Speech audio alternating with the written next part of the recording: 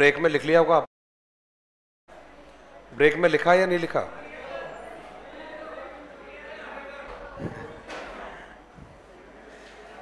खैर इतने अच्छे तो नहीं हो कि आप ब्रेक में सब लोगों ने लिख लिया होगा। खैर अच्छा, लिख लिया? नहीं लिखा? तो आगे चले या नहीं चले फिर?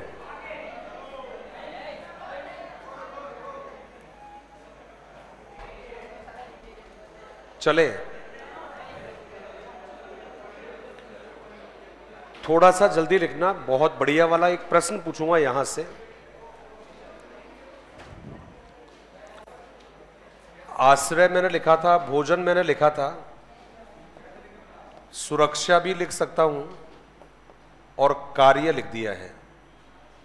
4 नाम मैंने लिखे: आश्रय, भोजन, सुरक्षा, कार्य। पाठ्यक्रम के अभिन्न अंग है। पाठ्यक्रम के अभिन्न अंग है, ये लिखा है आपने। आश्रय, भोजन, सुरक्षा, कार्य पाठ्यक्रम के अभिन्न भाग है, ये हमने लिखे हैं।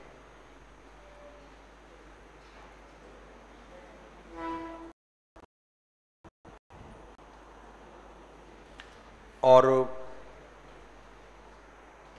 बहुत बढ़िया प्रश्न है इसमें कि ये जो विधि है आपकी डेक्रोली विधि, ये आपकी दोनों जो लैंग्वेज है उन दोनों लैंग्वेज में काम आती है। और प्रश्न जो बनेगा मैं आपको बताऊंगा, लेकिन पहले जल्दी से एक बार लिख लीजिए आप।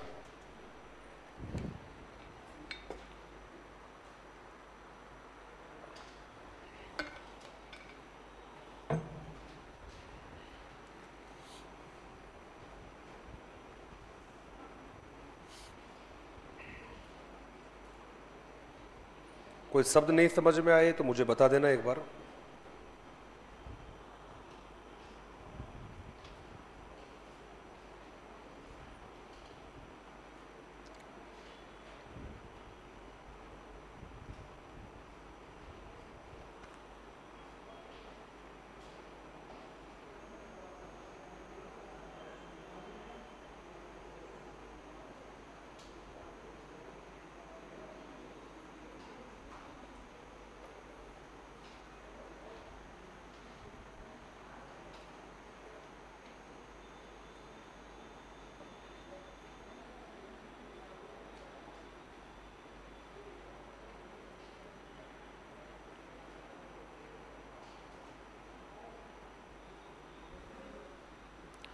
सर लिख लिया आप लोगों ने?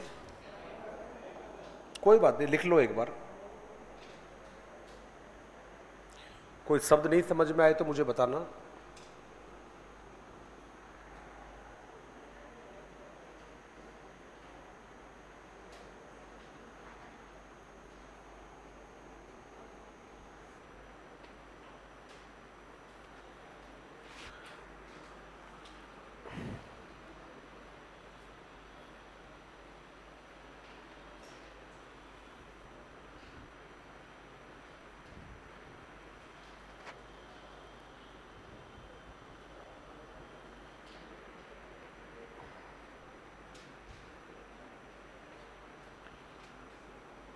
एक तो ये है कि ये जो विधि है, मैंने कहा कि लैंग्वेज में बहुत ज़्यादा काम आती है।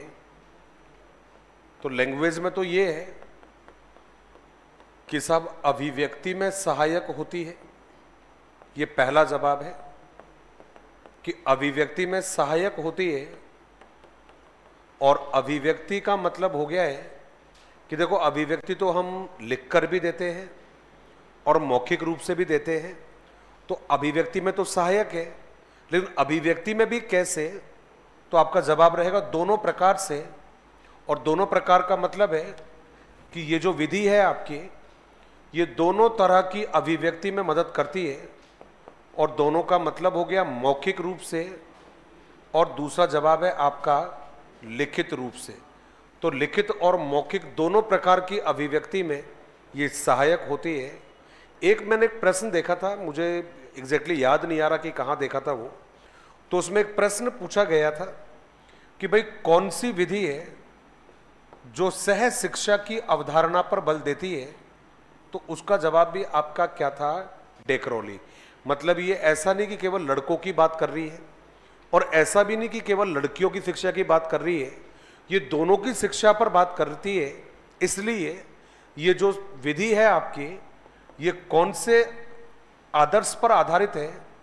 तो आपका जवाब रहेगा सह शिक्षा के जो आदर्श है उस पर आधारित मानी जाती है। तो जितनी भी बातें आपने लिखी है उनमें दो बातें और बड़ी महत्वपूर्ण है। ये तो लैंग्वेज में काम आएगी, क्योंकि आपका डेक्रोली जो मेथड है इंग्लिश में भी यूज होता है और मेजर तो आपका जो लैंग्वेज है वहाँ पर काम आएगा ये। तो आपने कहा कि बच्चों को लिखित रूप में भी सिखाती है और बच्चों को मौखिक अभिव्यक्ति भी करना सिखाती है। सह शिक्षा के सिद्धांत पर आधारित है, मतलब दोनों जो लड़के लड़कियां हैं उन दोनों को सिखाने की बात करती है। ऐसा नहीं कि केवल लड़कों को सिखाएगी और ऐसा भी नहीं कि केवल लड़कियों को सिखाएगी। तो ये जो दो बात जो लिखी है लास्ट वाली, ये दोनों बड़ी इंपॉर्टेंट है। ये एक अभिव्यक्ति में सहायक है और दूसरा है आपका कि सह शिक्षा पर आधारित है।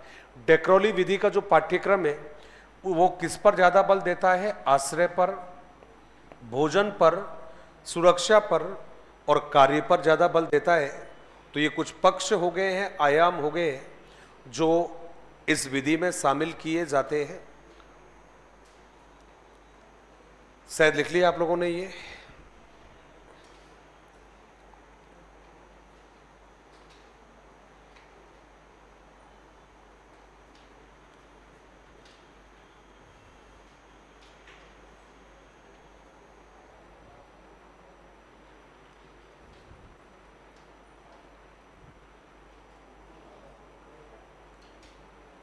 थोड़ा सा जल्दी लिख लीजिए, काम काफी है आज। ब्रेक से पहले यदि आप 1 मिनट दे देते मेरे को तो आप 1 मिनट में इसको लिख लेते, मुझे पता था, क्योंकि तब हाथ की स्पीड तेज चलती कि कहीं ब्रेक खत्म ना हो जाए, इसलिए, है ना। और अब जो है हाथ मस्त लिख रहे हो आराम से, राइटिंग वाइटिंग सब देखना होता है ये, कि राइटिंग वाइटिंग भी खराब ना हो जाए और कुछ खराब नहीं हो जाए। लिखा सभी ने? चले आगे फिर, चलिए आगे चलते हैं फिर। और आपने 2 विधियों की फरमाइश की थी, परिचर्चा की आपने, काफ़ी देर तक कह रहे थे आप लोग। दूसरा जवाब आपने दिया था कि डेक्रोली मेथड के बारे में भी आपने जिक्र किया था। अब आपने कहा कि ठीक है, जो विधि वाला मामला है, खासकर जो साइंस में बात कर रहे हैं, चूंकि आपने 3 विधियों के नाम बीच में ऐड करवाए थे, तो 3 विधि आने के कारण फिर एक विधि मेरी तरफ से भी बनती है, क्योंकि जब आप लोगों ने पैनल डिस्कशन को पढ़ लिया है तो एक और विधि आपकी एक्स्ट्रा बनेगी जो बड़ी काम की मानी जाती है। और वो विधि कौन सी है?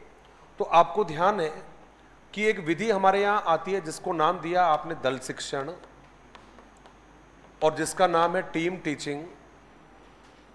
ये जो टीम टीचिंग मेथड है, इसको भी मैं आप लोगों को, क्योंकि मेरी तरफ से कॉम्प्लीमेंट्री है आपके लिए, तो मैं आपको इसको वही डायग्राम वाले तरीके से ही समझाऊंगा, ताकि टू द पॉइंट जो काम की चीज़ें वो वन टाइम में आपको याद हो जाए। तो सबसे पहली बात तो ये कि भाई इस जो विधि है आपकी टीम टीचिंग, जिसको दल शिक्षण कहते हैं, इसका विकास भी अमेरिका से ही माना जाता है। तो पहला जवाब है कि टीम टीचिंग जो विधि है, इसका विकास कहाँ से हुआ? तो आपका जवाब है अमेरिका से माना जाता है। और अमेरिका में भी आपको ध्यान रखना है, एक विश्वविद्यालय है जिसको हार्वर्ड विश्वविद्यालय कहते हैं। तो ये जो हार्वर्ड विश्वविद्यालय है, जो हार्वर्ड यूनिवर्सिटी है, इस विश्वविद्यालय से आपने जवाब दिया है विश्व, अब मैं तो विद्यालय भी भूल गया भाई लिखना, कई बार ऐसा हो जाता है। ये जो हार्वर्ड विश्वविद्यालय है, यहां से इस विधि का विकास हुआ है। और समय जो बनता है आपका, वो भी आपको ध्यान रखना है। कहते साहब 1955 में इस विधि का विकास हुआ, और इस विधि के विकास में 2 लोगों का बड़ा योगदान रहा है। वो 2 व्यक्ति कौन कौन है? तो आपका जवाब है विलियम हार्वे, पहला नाम है, पहले का नाम है विलियम हार्वे और दूसरे का नाम है मिशिगन के योगदान से। ये आपका जवाब हो गया है। तो देखिए विधि का जो विकास है वो कहां से हुआ? अमेरिका से हुआ है। अमेरिका में कहां से? तो हार्वर्ड विश्वविद्यालय में इसका विकास हुआ। इसके विकास होता है 1955 में दो लोगों के प्रयासों से। एक का नाम है विलियम हार्वे और दूसरे का नाम है मिशिगन। अब हुआ क्या, कहते हैं कि पहली जो विधि थी उसमें तो आप लोगों ने देखा है कि एक ग्रुप होता है, एक समूह होता है जो आपस में चर्चा करता है। तो उस विधि का तो नाम क्या पड़ गया था? समूह परिचर्चा नाम पड़ गया था। क्यों? क्योंकि वो विधि विचारों के आदान प्रदान की विधि है, आपस में चर्चा करने की विधि है। विषय विशेषज्ञ किसी टॉपिक पर आपस में चर्चा करते हैं, आपस में एक दूसरे को विचार रख देते हैं, इसलिए उसका नाम रखा था समूह परिचर्चा। लेकिन इसका क्या नाम हो गया है? इसका नाम हो गया है दल शिक्षण। अब दल शिक्षण का मतलब क्या हुआ कि इसमें विशेषज्ञों का एक दल बनाया जाता है और वो जो दल है वो बच्चों को एक एक करके सिखाने का काम करता है। उस विधि को क्या नाम दे दिया है? दल शिक्षण। तो पहली वाली जो विधि थी वो तो आपसी चर्चा की विधि थी, विचारों के आदान प्रदान की विधि थी। और ये विधि किसकी है? पढ़ाने की विधि है। और पढ़ाएगा कौन? एक दल पढ़ाएगा। अब यहाँ पर इनके अलावा केवल एक ही प्रश्न बनता है कि साहब ये जो दल शिक्षण है इसमें जो दल है वो दल कैसे बनता है, दल में कौन कौन लोग शामिल होते हैं? तो ध्यान रखना, इनका जो दल है उस दल में आपका सबसे पहला जवाब रहेगा और उसमें जवाब दिया है आपने। पहला जो मेंबर है कहते हैं साहब एक विद्यालय के, ये जवाब है आपका। और उसमें लिखा आप लोगों ने एक विद्यालय के एक, चाहे विषय लिख सकते हैं और विषय की जगह विभाग लिख दिया है हमने कि शिक्षक हो गया है। ये आपका जवाब हो गया है। मतलब जो दल शिक्षण में आप दल बनाओगे उस दल में कौन शामिल होंगे? एक विषय के, एक स्कूल के एक ही सब्जेक्ट के जो टीचर है ये इसमें शामिल हो सकते हैं। दूसरा जवाब है, और वो दूसरा जवाब क्या रहेगा? एक विद्यालय के अलग अलग विषयों के, अब विषय भी हम लिख सकते हैं और विभाग भी हमने लिख दिया है। विभाग के शिक्षक ये भी शामिल है। अब देखिए इन चीज़ों को अलग से याद मत करना, बड़ा दिमाग पर बेकार में प्रेशर बनेगा। हमने केवल ये जवाब दिया कि सब दल में कौन कौन लोग शामिल होते हैं। तो पहला जवाब दिया एक विद्यालय के एक ही विषय के टीचर, ऐसा कह सकते हो। और दूसरा जवाब है एक विद्यालय के अलग अलग सब्जेक्टों के टीचर, ये आपका जवाब हो गया है। अब दूसरा जवाब देने के बाद में आपने कहा और उसमें लिखा है आपने, कहता है अन्य विद्यालय के एक ही विषय के शिक्षक,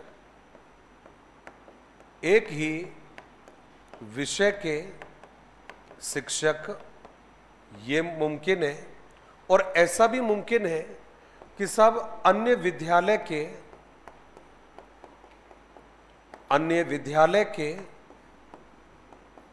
अलग अलग विषय के शिक्षक,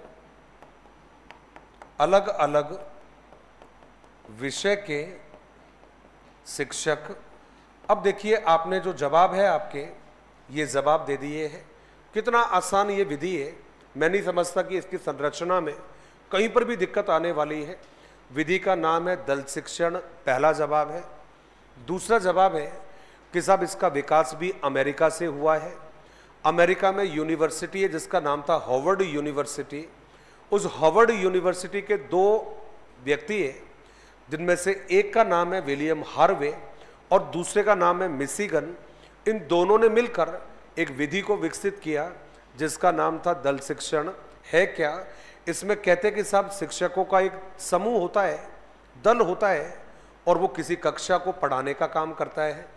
ये जो दल होता है इसमें कौन कौन लोग शामिल होते हैं?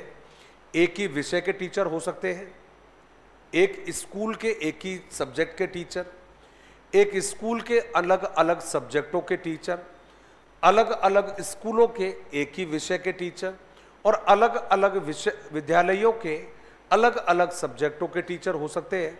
उनको मिलाकर क्या बनता है? दल बनता है। अब जवाब क्या रहेगा कि साहब ये भी पहले विधि की तरह, जैसे पहले विधि में आपने पढ़ा था वैसे उसमें भी आता है ये। और क्या रहेगा? कहते साहब ये भी एक नवाचारिक विधि है। पहला जवाब है, पहला जवाब है कि ये नवाचारिक विधि है, क्योंकि आपने देखा है परंपरागत तरीकों से तो एक ही टीचर पढ़ाता था एक ही टॉपिक को, एक ही सब्जेक्ट को, लेकिन अब क्या हो रहा है, एक टॉपिक को, एक सब्जेक्ट को अलग अलग टीचर पढ़ा रहे हैं, तो भाई नवाचारिक हो गया है ये। दूसरा जवाब है जो हमने पहला भी लिखा है, कहता है बालकों को विस्तृत ज्ञान प्राप्त होता है। ये आपका जवाब है, विस्तृत ज्ञान प्राप्त होता है। ये आपने जवाब दिया है क्योंकि एक ही टॉपिक के बारे में जब अलग अलग विद्यार्थी अपने विचारों को रखेगा तो वहाँ पर आप लोगों ने बच्चों में अलग अलग क्षमताओं का विकास भी होगा। ये भी हम लोगों ने जवाब दिया है। तो नवाचारिक विधि है, विस्तृत ज्ञान प्राप्त होता है। और सबसे ज़्यादा ज़रूरी है वो ये है कि साहब इस विधि के द्वारा बालकों में सामाजिकता, लोकतांत्रिकता, लोकतांत्रिकता और दूसरा जवाब दिया है वक्ता, श्रोता जैसे गुण विकसित होते हैं, जैसे गुण विकसित होते हैं। ये आपका जवाब है। तो कुल मिलाकर ये हमारा जवाब है। और केवल दो जो बातें जरूर ध्यान में रखना कि जो विधि है उस विधि का जनक वगैरह कौन है, तो आपने इसके जवाब दे दिए हैं कि इस विधि के जो जनक है विलियम हार्वे को माना जाता है। ये आपने जवाब दिया है। अरे यार ऐसे कृपा कर हो जाएगी, ऐसा करके कहाँ जरूरत है, जो सिलेबस के टॉपिक है वो तो मैं करवाऊंगा ना यार। कृपा विरपा कहकर आप लोग थोड़ा सा मुझे शर्मिंदा महसूस करवाते हो। फिर सिलेबस में जो टॉपिक लिखे वो तो एक एक टॉपिक करवाना मेरी जिम्मेदारी है। उनके बारे में तो आपको बिल्कुल कहने की, कहते हैं ना कि परेशान होने की जरूरत ही नहीं है।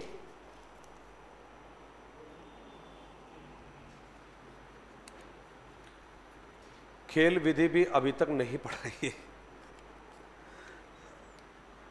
टीआरपी की फुल फॉर्म क्या होती है भाई? ये तो ये लिखा क्या आप लोगों ने? ये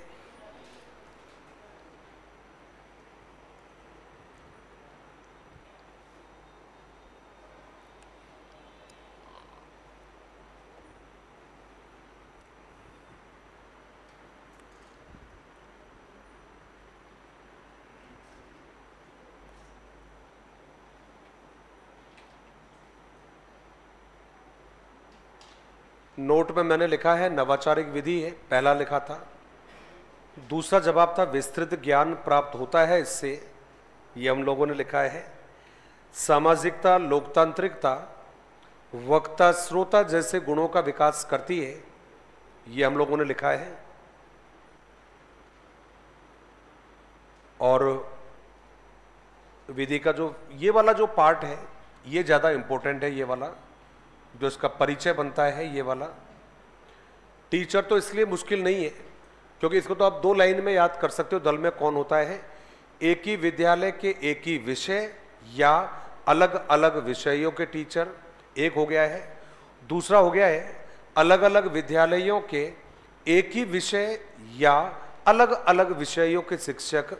तो दल का तो याद हो जाएगा बड़े आसानी से कौन है, बस वो नाम याद रखना कि विलियम हार्वे। और दूसरा जो जवाब है आपका वो जवाब रहेगा मिशिगन, देश अमेरिका, वर्ष 1955, और यूनिवर्सिटी का नाम हार्वर्ड विश्वविद्यालय, जहां पर इस विधि का विकास हुआ था। ये लिखा नहीं लिखा भाई आप लोगों ने? लिख लिया है। आगे चले फिर।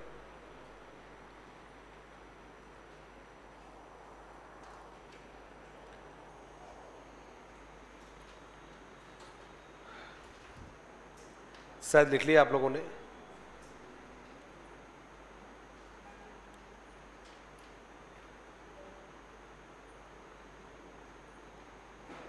चले भाई, मर्जी आपकी, फिर आगे चलते हैं। आगे चलोगे अभी? लिख लिया?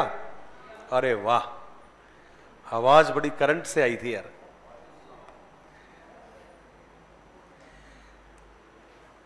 जिस दिन रीट का पेपर हुआ और तुम लोगों ने ये नहीं बताया कि सर सिलेक्शन तो पक्का हो गया, वो रिजल्ट जब आएगा, जब आ जाएगा, थर्ड ग्रेड जिस दिन होगी उस दिन आपने नहीं बताया कि हमारा सिलेक्शन हो गया। वो तो रिजल्ट बाद में आएगा, पेपर देखते मालूम चल जाता है कि हम कितने पानी में हैं। क्या ख्याल है आप लोगों का?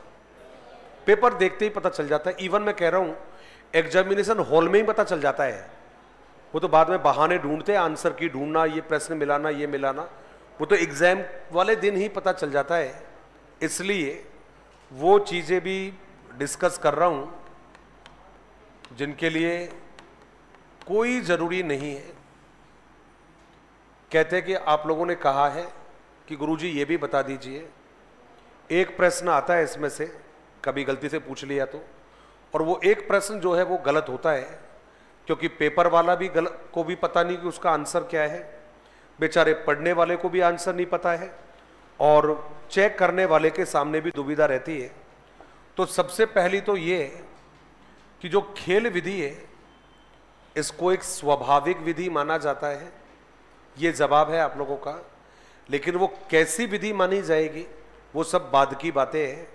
सबसे पहला जो प्रश्न पूछा जाता है कि ये जो विधि है आपकी, इसके विकास में योगदान किसका माना जाता है, तो जवाब हमेशा ध्यान रखना कि जो खेल विधि है इसके विकास में जिस व्यक्ति का योगदान माना जाता है वो व्यक्ति है फ्रोवेल। मैंने ये नहीं कहा है कि जनक है इसका, ये मैंने केवल ये कहा है कि साहब ये वंदा जो है उसका योगदान माना जाता है इस विधि के विकास में। दूसरा कारण है, मेरे हिसाब से बात करोगे तो मैं तो जनक भी इसी को मानता हूं, इसको, ये सही जवाब है ये। लेकिन राजस्थान में ट्रेंड बना हुआ है कि साहब इसको जनक के रूप में नहीं मानते हैं, जनक के रूप में किसी दूसरे व्यक्ति को माना जाता है, और उसका जो नाम है वो आपको अच्छे से मालूम है, हेनरी कॉल्डवेल कुक। अब ये कन्फ्यूजन क्यों है ये मैं सबसे पहले बताता हूं।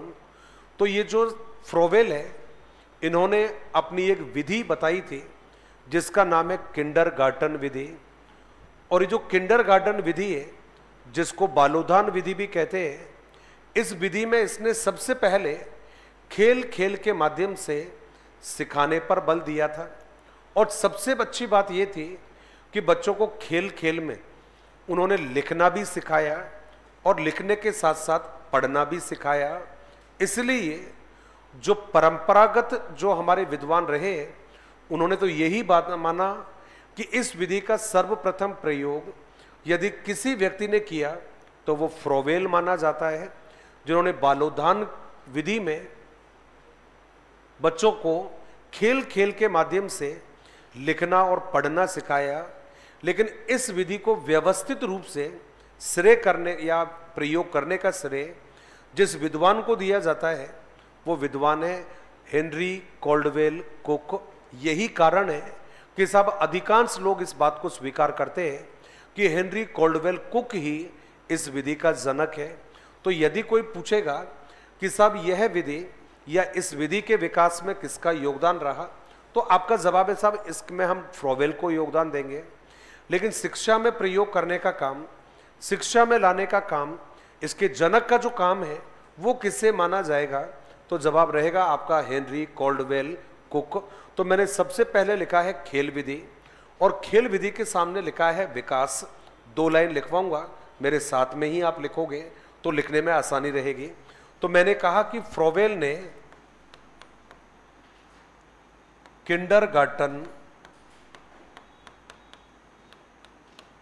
किंडरगार्टन ब्रैकेट में बालोधान लिख रहा हूं भाई, इसको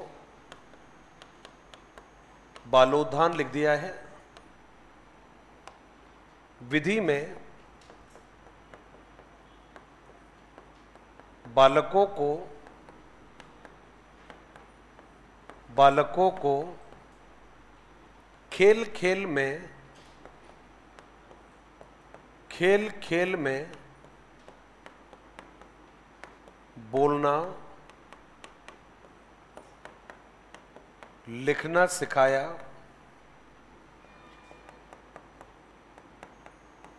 ये पहला जवाब हो गया है। फ्रोवेल ने किंडरगार्टन विधि में बालकों को खेल खेल में बोलना और लिखना सिखाया। ये हमारा पहला जवाब है और वो जवाब है आपका फ्रोवेल का। दूसरा जो जवाब है आपका, ये जवाब मैंने लिखा है, कहते साहब शिक्षा में विधि के विकास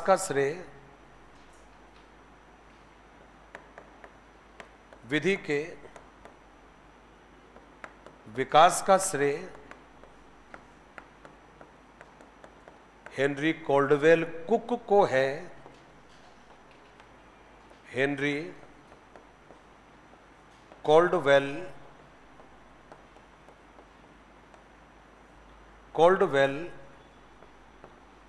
कुक को है। इसलिए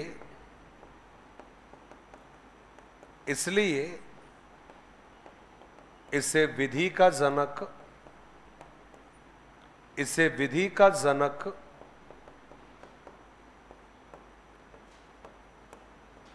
कहते हैं। ये आपका जवाब हुआ है। अब साहब दिक्कत ये है, मुझे पता है कि आप नहीं पूछोगे, अच्छे हो इसलिए मेरा बताने का, लेकिन ड्यूटी है मेरा जब आपने बात छेड़ी है तो। अब कहते हैं कि साहब मैथ कैसे सिखाएंगे इस विधि के द्वारा? तो बहुत आसान काम है कि हम इस विधि के द्वारा बच्चों को कैलकुलेशन सिखा सकते हैं, गणना करना सिखा सकते हैं, गिनती करना सिखा सकते हैं, जोड़ बच्चों को सिखा सकते हैं, घटा करना हम बच्चों को सिखा सकते हैं। तो आपने जवाब दिया सर वो कैसे? कहते था विभिन्न प्रकार की वस्तुओं के माध्यम से हम बच्चों को जोड़ना सिखा सकते हैं, बच्चों को गिनती करना सिखा सकते हैं, बच्चों को घटा करने के से सिखा सकते हैं। आज अब भी आपको अच्छे से ध्यान है कि आज भी हमारे तो छोटी छोटी क्लासों में तो यही बताया जाता है, बच्चों को कहा जाता है कि तेरे को 2 रुपये दे दिए, 2 रुपये में से तू चॉकलेट ले आया, 25 पैसे भाई को दे दिए, बहन को दे दिया, ये दे दिया, वो दे दिया। ये हम सिखाते हैं। छोटी क्लास जो बच्चों की होती है उसमें आज भी आप उनकी किताबें देखिए, उसमें आइसक्रीम बनी हुई है, टॉफ़ी चॉकलेट बने हुए हैं, उनके माध्यम से हम बच्चों को काउंटिंग करना सिखा रहे हैं। तो आपने सीधा सा जवाब दिया है। कहता है साहब गणित में ये अगला लिखा है और लिखा आपने पेन पेंसिल। गणित में पेन पेंसिल आधारित खेलों के माध्यम से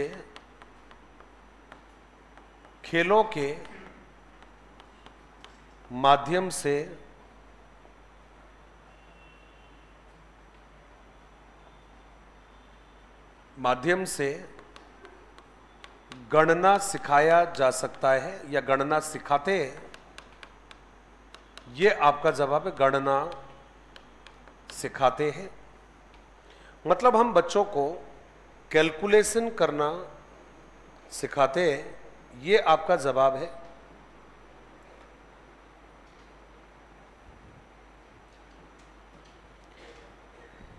आप लिख लो, मैं एक मैसेज कर देता हूं भाई। ये हो गया। फोन आ रहा था ना यार काफी देर से, तो मैसेज कर दिया ना कि अभी मैं कहां पर हूं, क्लास में हूं मैं। हाँ जी। अब यार ऐसे हर चीजें थोड़ी बताई जाती है कोई। आप कौन सा मुझे बताते हो, है ना?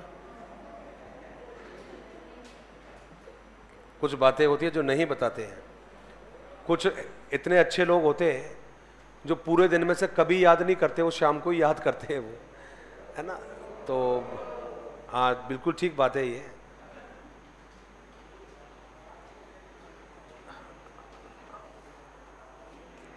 हाँ हाँ मैं सुन रहा हूं तू जो कह रहा है, तू, मैं तेरी सारी बातें सुन रहा हूं, दिन रात जो कह रहा है मैं सुन भी रहा हूं, मैं समझ भी रहा हूं। अब आपने कहा ठीक है सर, ये बातें तो हो गई है। दुनिया में दो तरह के रिश्ते होते हैं। एक वो रिश्ता जिसका कोई नाम नहीं होता, जिसका कोई नाम नहीं होता, और नाम उन रिश्तों के नहीं होते जिनके पीछे कोई उद्देश्य नहीं होते। ये फैक्ट है, ये बात ही है। जिन रिश्तों के पीछे उद्देश्य होते हैं वहां साजिश ज्यादा होती है,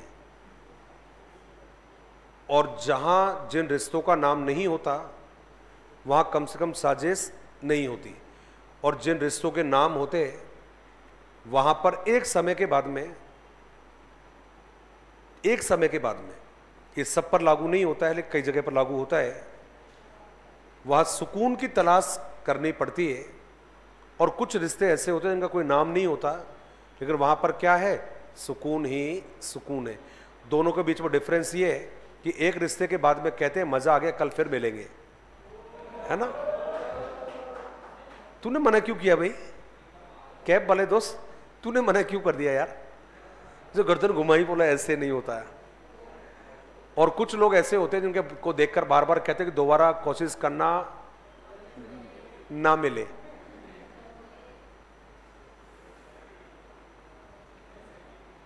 हाँ, जैसे कि, है ना, जैसे कि जो दो अच्छे इंसान होते हैं वहां पर रिश्तों के लिए नाम की जरूरत नहीं होती है, और जहां पर कितने भी बुरे लोग क्यों ना रहे वहां पर वजह बार बार गिनानी पड़ती है कि मैं आपका कौन हूं और आप मेरे कौन हैं। तो ये रिश्ते जो है बहुत अच्छे भी होते हैं, बहुत भारी भी होते हैं। समझने वाले अच्छे लोग होते हैं तो बहुत प्यारे भी होते हैं, और समझने वाले नहीं होते हैं तो आपको मालूम है जिंदगी जंजाल भी बन जाती है। हम एक शादी में गए थे और किसी समाज विशेष की शादी थी, 2-4-5 घंटे में शादी फ्री हो जाती है उनकी। तो वहाँ शादी में पहुँचे, उससे पहले तो मालूम चला कि वहाँ तो कबूल है हो चुका था। तो वह तो खाना भी ख़त्म हो गया था, क्या करे फिर ले देकर फिर पेट वेट भरा। लेकिन दोनों जो परिवार थे बहुत रॉयल परिवार थे। रॉयल परिवार का मतलब दोनों नामचीन परिवार थे। लड़की वाला भी बहुत फेमस परिवार, लड़के वाला भी फेमस परिवार। दोनों को हम तो अच्छे से जानते थे, दोनों की फैमिलीज को अच्छे से जानते थे। तो वहाँ बहुत सारे जो लोग थे वो जान पहचान वाले मिले, गप वगैरह मारी थी। और फिर उसके बाद में लड़की विदा होकर चली जाती है। तो मैंने कहा कि 2-4-5 घंटे में शादी फ्री हो जाती है। तो इवनिंग को ही लड़की विदा होकर अपने ससुराल जाती है। उसके बाद में अगले दिन मॉर्निंग, जैसे आज शाम को लड़की विदा होकर जाती है, और अगले दिन मॉर्निंग में, अर्ली मॉर्निंग में वो जो लड़के का पिता है वो लड़की के पिताजी को फ़ोन करता है।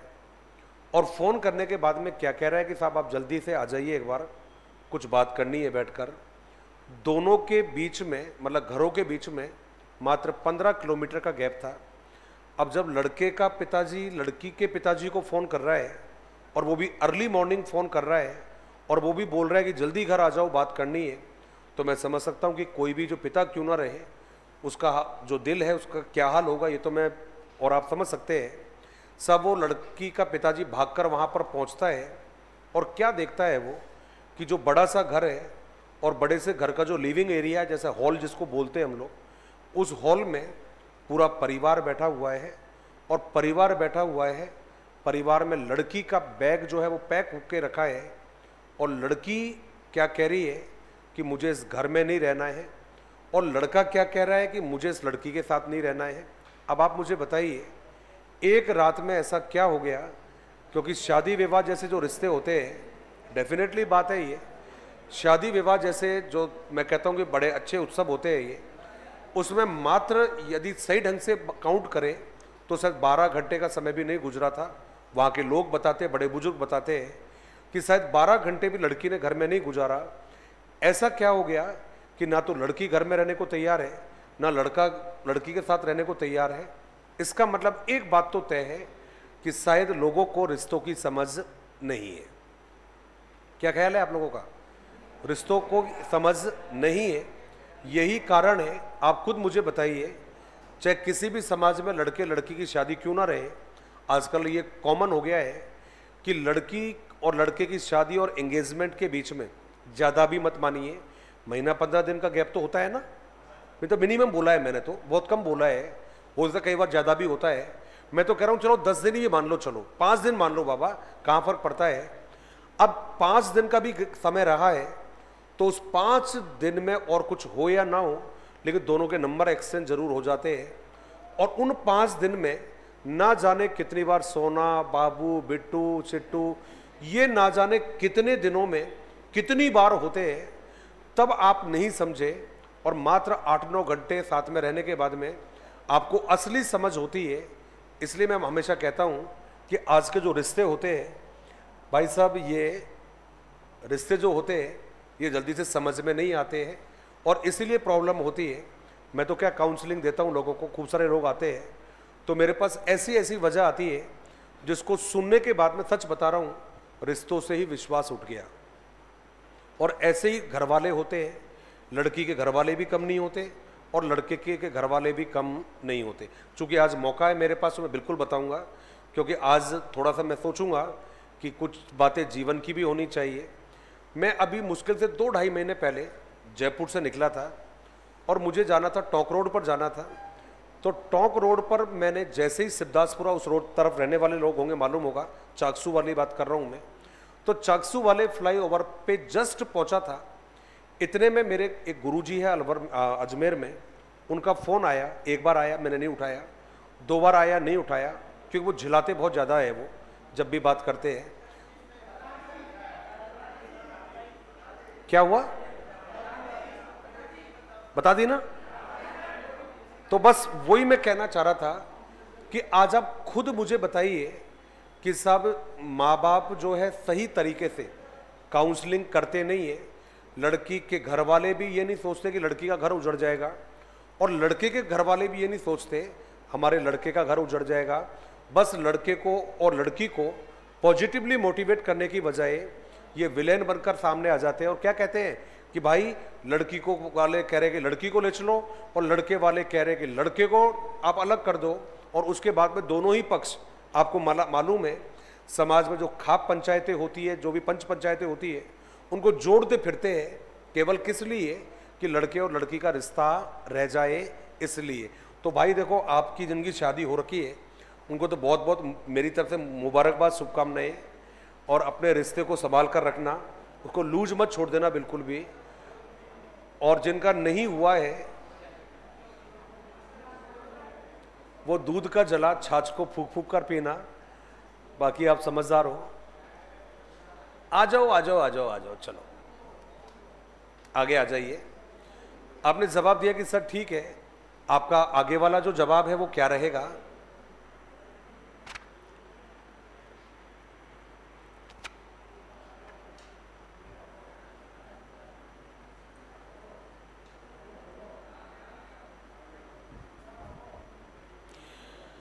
हाँ सर, आपके ऑनलाइन वाले बच्चों के लिए, अरे यार ऐसा भगवान भगवान तो मत बनाओ यार, कमेंट तक नहीं पढ़ता और हम बोलते हैं वो वे लोग नहीं पढ़ाते हैं।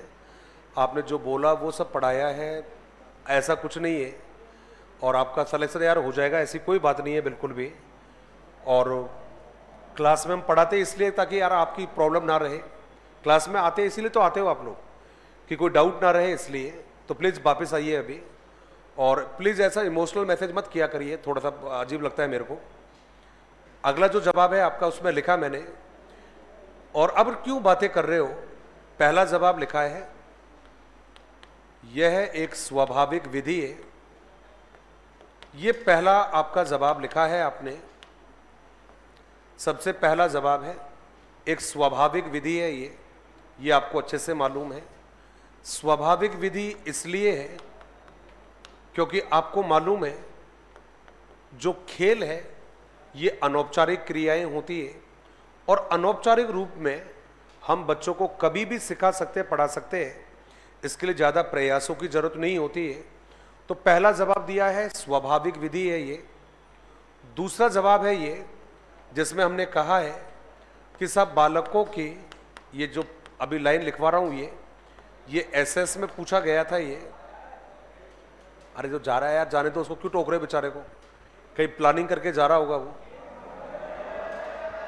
आप जरूर पनौती बन जाओ उसके लिए। चलिए नेक्स्ट लाइन में लिखेंगे और उसमें लिखो बालकों की अतिरिक्त ऊर्जा के प्रयोग पर आधारित है, के प्रयोग पर आधारित है। मतलब बच्चे की जो एक्स्ट्रा जो एनर्जी है, उस एक्स्ट्रा एनर्जी को ये विधि कंज्यूम करती है, जिसकी वजह से बच्चा रिलैक्स महसूस करता है। और आपको तो अच्छे से मालूम है, हमारे यहाँ पर एक प्रश्न भी आया था आपका, राजस्थान का सेकंड ग्रेड में प्रश्न था ये, और उसमें पूछा गया था कि एक बच्चा बहुत ज़्यादा क्रोधित है, जिससे वह खेलने चले जाता है और वो तब तक वापस नहीं आता है जब तक वो सहज महसूस नहीं करता है। इसका मतलब है कि आप कितना भी ज़्यादा स्ट्रेस में क्यों ना रहे, खेल वो विधि है जो आपके स्ट्रेस को कम करने का काम करती है। वही हमने लिखा है कि बालकों की अतिरिक्त ऊर्जा के प्रयोग पर आधारित है ये। नेक्स्ट जवाब दिया है और उसमें लिखा है विधि, एक तरफ लिखा है शारीरिक, दूसरी तरफ लिखा है मानसिक, और थर्ड लिखा है भावात्मक लिखा है। तो जवाब क्लियर है, विधि शारीरिक हो गया है, मानसिक हो गया है और भावात्मक विकास में सहायक है। ये आपने जवाब दिया है। अब कुल मिलाकर शारीरिक भी समझ में आ जाएगा क्योंकि फिजिकल एक्टिविटी होती है इसलिए। दूसरा जवाब है भावात्मक से पहले मानसिक भी होता है, क्योंकि खेल, बौद्धिक खेल भी हमारे यहाँ होते हैं।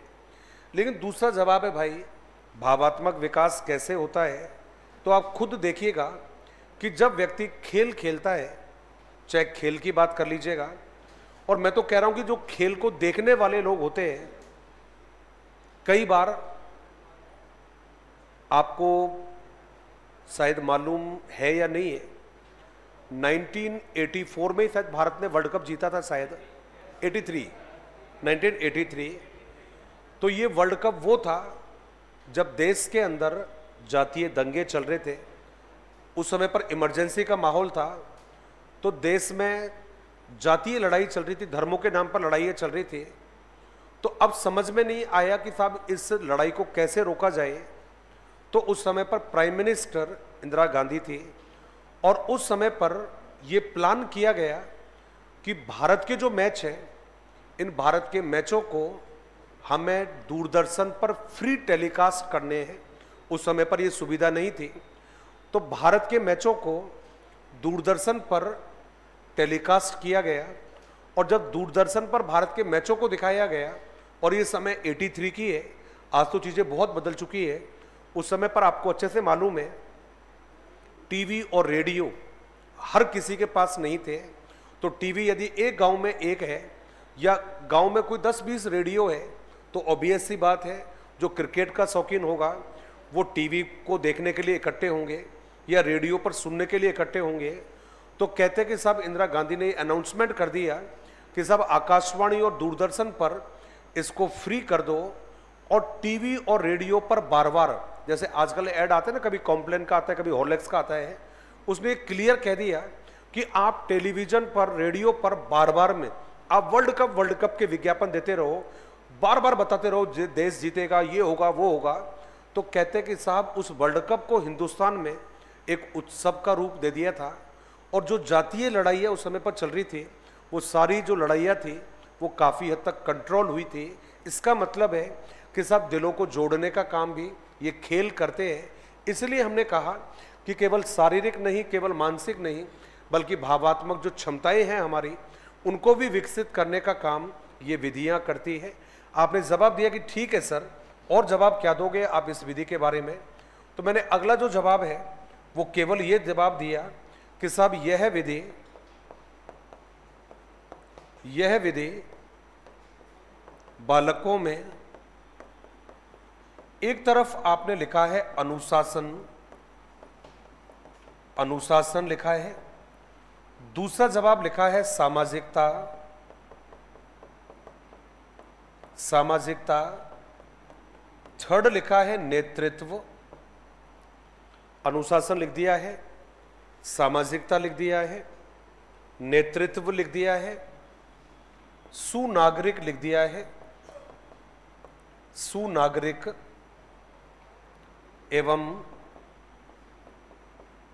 व्यावसायिक गुणों का, व्यावसायिक गुणों का विकास करती है।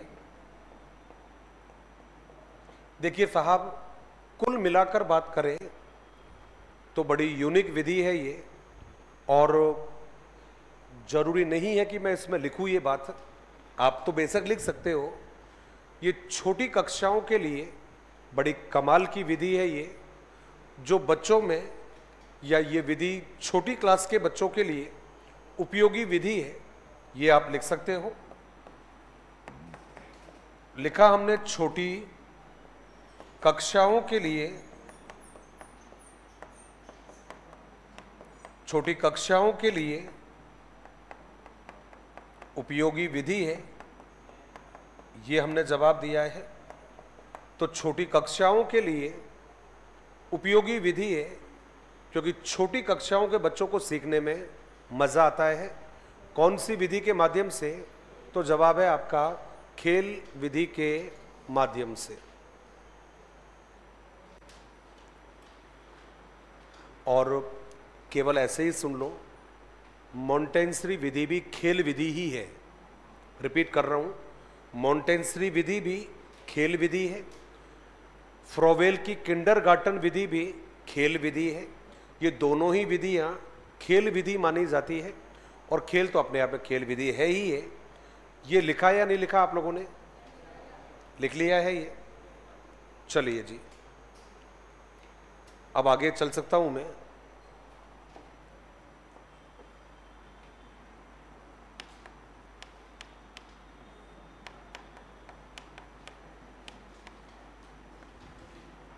ये लास्ट विधि बता रहा हूं, इसके बाद में फिर मैं आगे बढ़ूंगा। ये लैंग्वेज में पढ़ लिए होते तो मुझे इनको एक को भी जरूरत नहीं थी बताने के लिए, लेकिन आप रह रहकर मुझे पता है याद दिलाते इनको कि सर ये बता दो, ये बता दो। लास्ट विधि है ये, फिर नहीं पढ़ाऊंगा, फिर कंप्लीट है विधि है फिर आपकी। और हाँ जी, प्रयोगशाला वैसे तो यार अपने मैथ में पढ़ लिया उसको यार, है ना। मैथ में मैं पढ़ा चुका हूं, मैंने पहले भी कहा था आपसे कि उसमें अतिरिक्त कुछ भी नहीं है, एक सिंगल लाइन भी नहीं है कि जिसको अपने को दोबारा पढ़ाने की जरूरत पड़े। क्योंकि मैंने जो भी विधि एक सब्जेक्ट में आई है उसमें कुछ छोड़ा नहीं मैंने, बिल्कुल भी एक शब्द भी नहीं छोड़ा। तो उसको तो आप मैथ में पढ़ चुके हो आप। ये विधि एक बाकी थी आपकी, और कई दफा छोटे छोटे प्रश्न इसके बारे में आए हुए हैं। तो सबसे पहले तो ये है, प्लीज अभी बातें नहीं करें आप लोग, और बातें इसलिए भी नहीं करना है क्योंकि जो आपके फिलहाल दिमाग में नहीं है वो चीजें भी आपके सामने रख रहा हूं मैं, तो इस समय तो आपको आराम से सुनना चाहिए। पहला जवाब है अमेरिका, और अमेरिका में भी डाल्टन शहर है भाई, ये जवाब है। अमेरिका के डाल्टन शहर में एक मैडम है, और मैडम का नाम है मैडम हेलेना पार्कहर्स्ट। ये आपका जवाब हो गया है। अमेरिका के डाल्टन शहर में मैडम हेलेना पार्कहर्स्ट ने विधि का विकास किया है, विधि का विकास किया है। और जनक पूछोगे, माई बाप पूछोगे इस विधि का, तो माई बाप तो कौन है भाई? मिस हेलेना पार्कहर्स्ट या मैडम हेलेना पार्कहर्स्ट इस विधि की मम्मी कह दो, पापा कह दो, बात एक ही है। और अमेरिका के डाल्टन शहर की विधि है ये। अब आपने कहा कि सर इस विधि के बारे में सबसे यूनिक बात कौन सी है? तो भाई ध्यान रखिएगा, हिंदी में कहोगे तो आपको मेंशन करना पड़ेगा, और उसमें हमने कहा है कि विधि ठेका प्रणाली पर आधारित है, विधि ठेका प्रणाली पर आधारित है, यह विधि ठेका प्रणाली पर शिक्षण कराती है। ये आपका पहला जवाब है। अब कॉन्ट्रैक्ट कहते हैं भाई, तो इंग्लिश में प्लीज इसको कॉन्ट्रैक्ट शब्द जरूर लिख लेना, क्योंकि इंग्लिश में भी आपका मेथड है ये। तो कहते हैं साहब ये जो मेथड है आपका, ये कॉन्ट्रैक्ट मेथड या कॉन्ट्रैक्ट बेसिस पर बेस्ड मेथड माना जाता है। अब ये कॉन्ट्रैक्ट क्यों शब्द बोला मैंने, ये ठेका प्रणाली शब्द क्यों यूज किया, क्योंकि साहब सेशन के प्रारंभ में ही ये निर्धारित कर लिया जाता है कि पूरे वर्ष क्या पढ़ाना है, इसलिए इसको क्या नाम दे दिया है, ठेका प्रणाली। पहला जवाब हो गया है, ठेका प्रणाली पर आधारित विधि माना जाता है। दूसरा जवाब रहेगा, जब हम इस विधि के बारे में बात करेंगे तो कहते हैं कि साहब संपूर्ण सत्र, ये जवाब है, संपूर्ण सत्र के कार्यों को, संपूर्ण सत्र के कार्यों को, पहले लिखा माह लिखा आपने, माह के बाद में सप्ताह लिखा आपने, और सप्ताह के बाद में लिखा है दिन में विभाजित किया जाता है। ये आपका दूसरा काम हो गया है। पूरे सत्र में जो पढ़ाओगे, पूरे वर्ष जो पढ़ाओगे, उसको हम कैसे बांट लेते हैं, प्रत्येक महीना का काम बांट लेते हैं, दिन का जो काम रहेगा उसमें बांट लेते हैं, सप्ताह के काम में बांट लेते हैं। मतलब इसमें जो योजना बनती है वो वार्षिक योजना बनती है। वार्षिक योजना को आप किस में बांटोगे, आप महीनों में बांटोगे। महीने की योजना को किस में बांटोगे, सप्ताह की योजना में बांटोगे। और सप्ताह की योजना को कैसे बांटोगे, दिन की योजना में बांटोगे। ये आपने जवाब दिया है।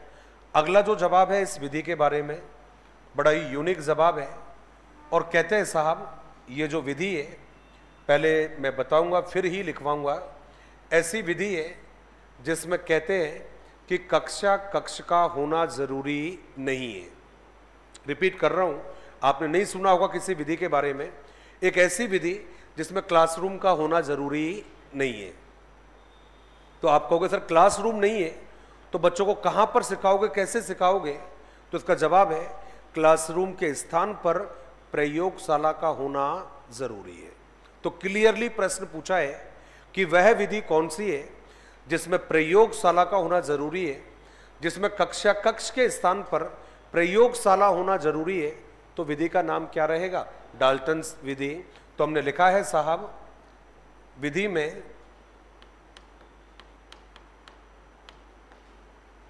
में कक्षा कक्ष के स्थान पर, कक्षा कक्ष के स्थान पर, कक्षा कक्ष के स्थान पर प्रयोगशाला होती है। प्रयोगशाला होती है।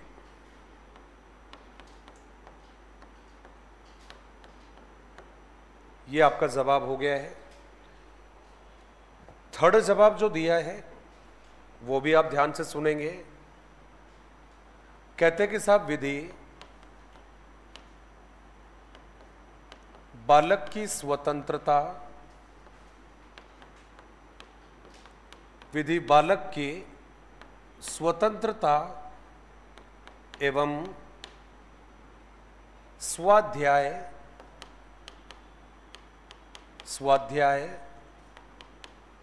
पर आधारित है।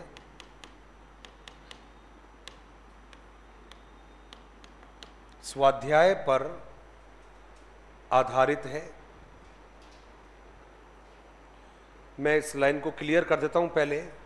बच्चा जो चाहे विषय पढ़ सकता है, जिस विषय को चाहे पढ़ सकता है। एक विषय को दिन में जितनी बार उसका मन करे वो पढ़ सकता है। इसलिए क्या दे दिया है, बालक की स्वतंत्रता हो गया है। टीचर इसमें केवल बच्चों को सपोर्ट करता है, काम बच्चा खुद ही कर रहा है, इसलिए क्या दे दिया है, स्वाध्याय। ये दोनों नाम इंपॉर्टेंट है भाई देवताओं और देवियों। मैंने जितने भी शब्द लिखवाए ये टू द पॉइंट लिखवाए हैं, इनमें कंजूसी मत कर देना कि इसमें भी दिमाग लगा दो। क्लियरली पूछा गया है कि कौन सी विधि होती है जिसमें बालक की स्वतंत्रता एवं स्वाध्याय पर बल दिया जाता है, तो विधि का नाम क्या रहेगा, डाल्टन विधि। और एक लास्ट जवाब है, और वो लास्ट जवाब क्या रहेगा, कहते हैं साहब इसमें, या डायरेक्टली लिख दीजिएगा कि साहब मूल्यांकन में बालक के स्व मूल्यांकन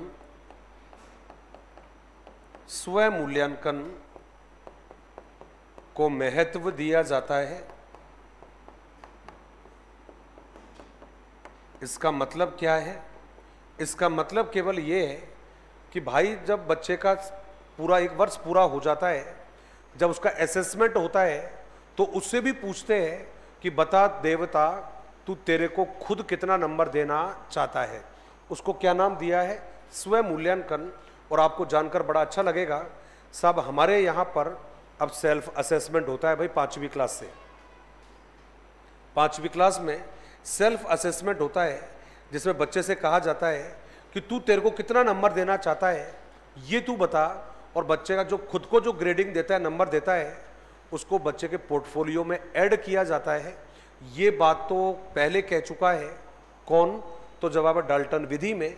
और किसने कहा था, तो जवाब है मिस हेलेना पार्कहर्स्ट को।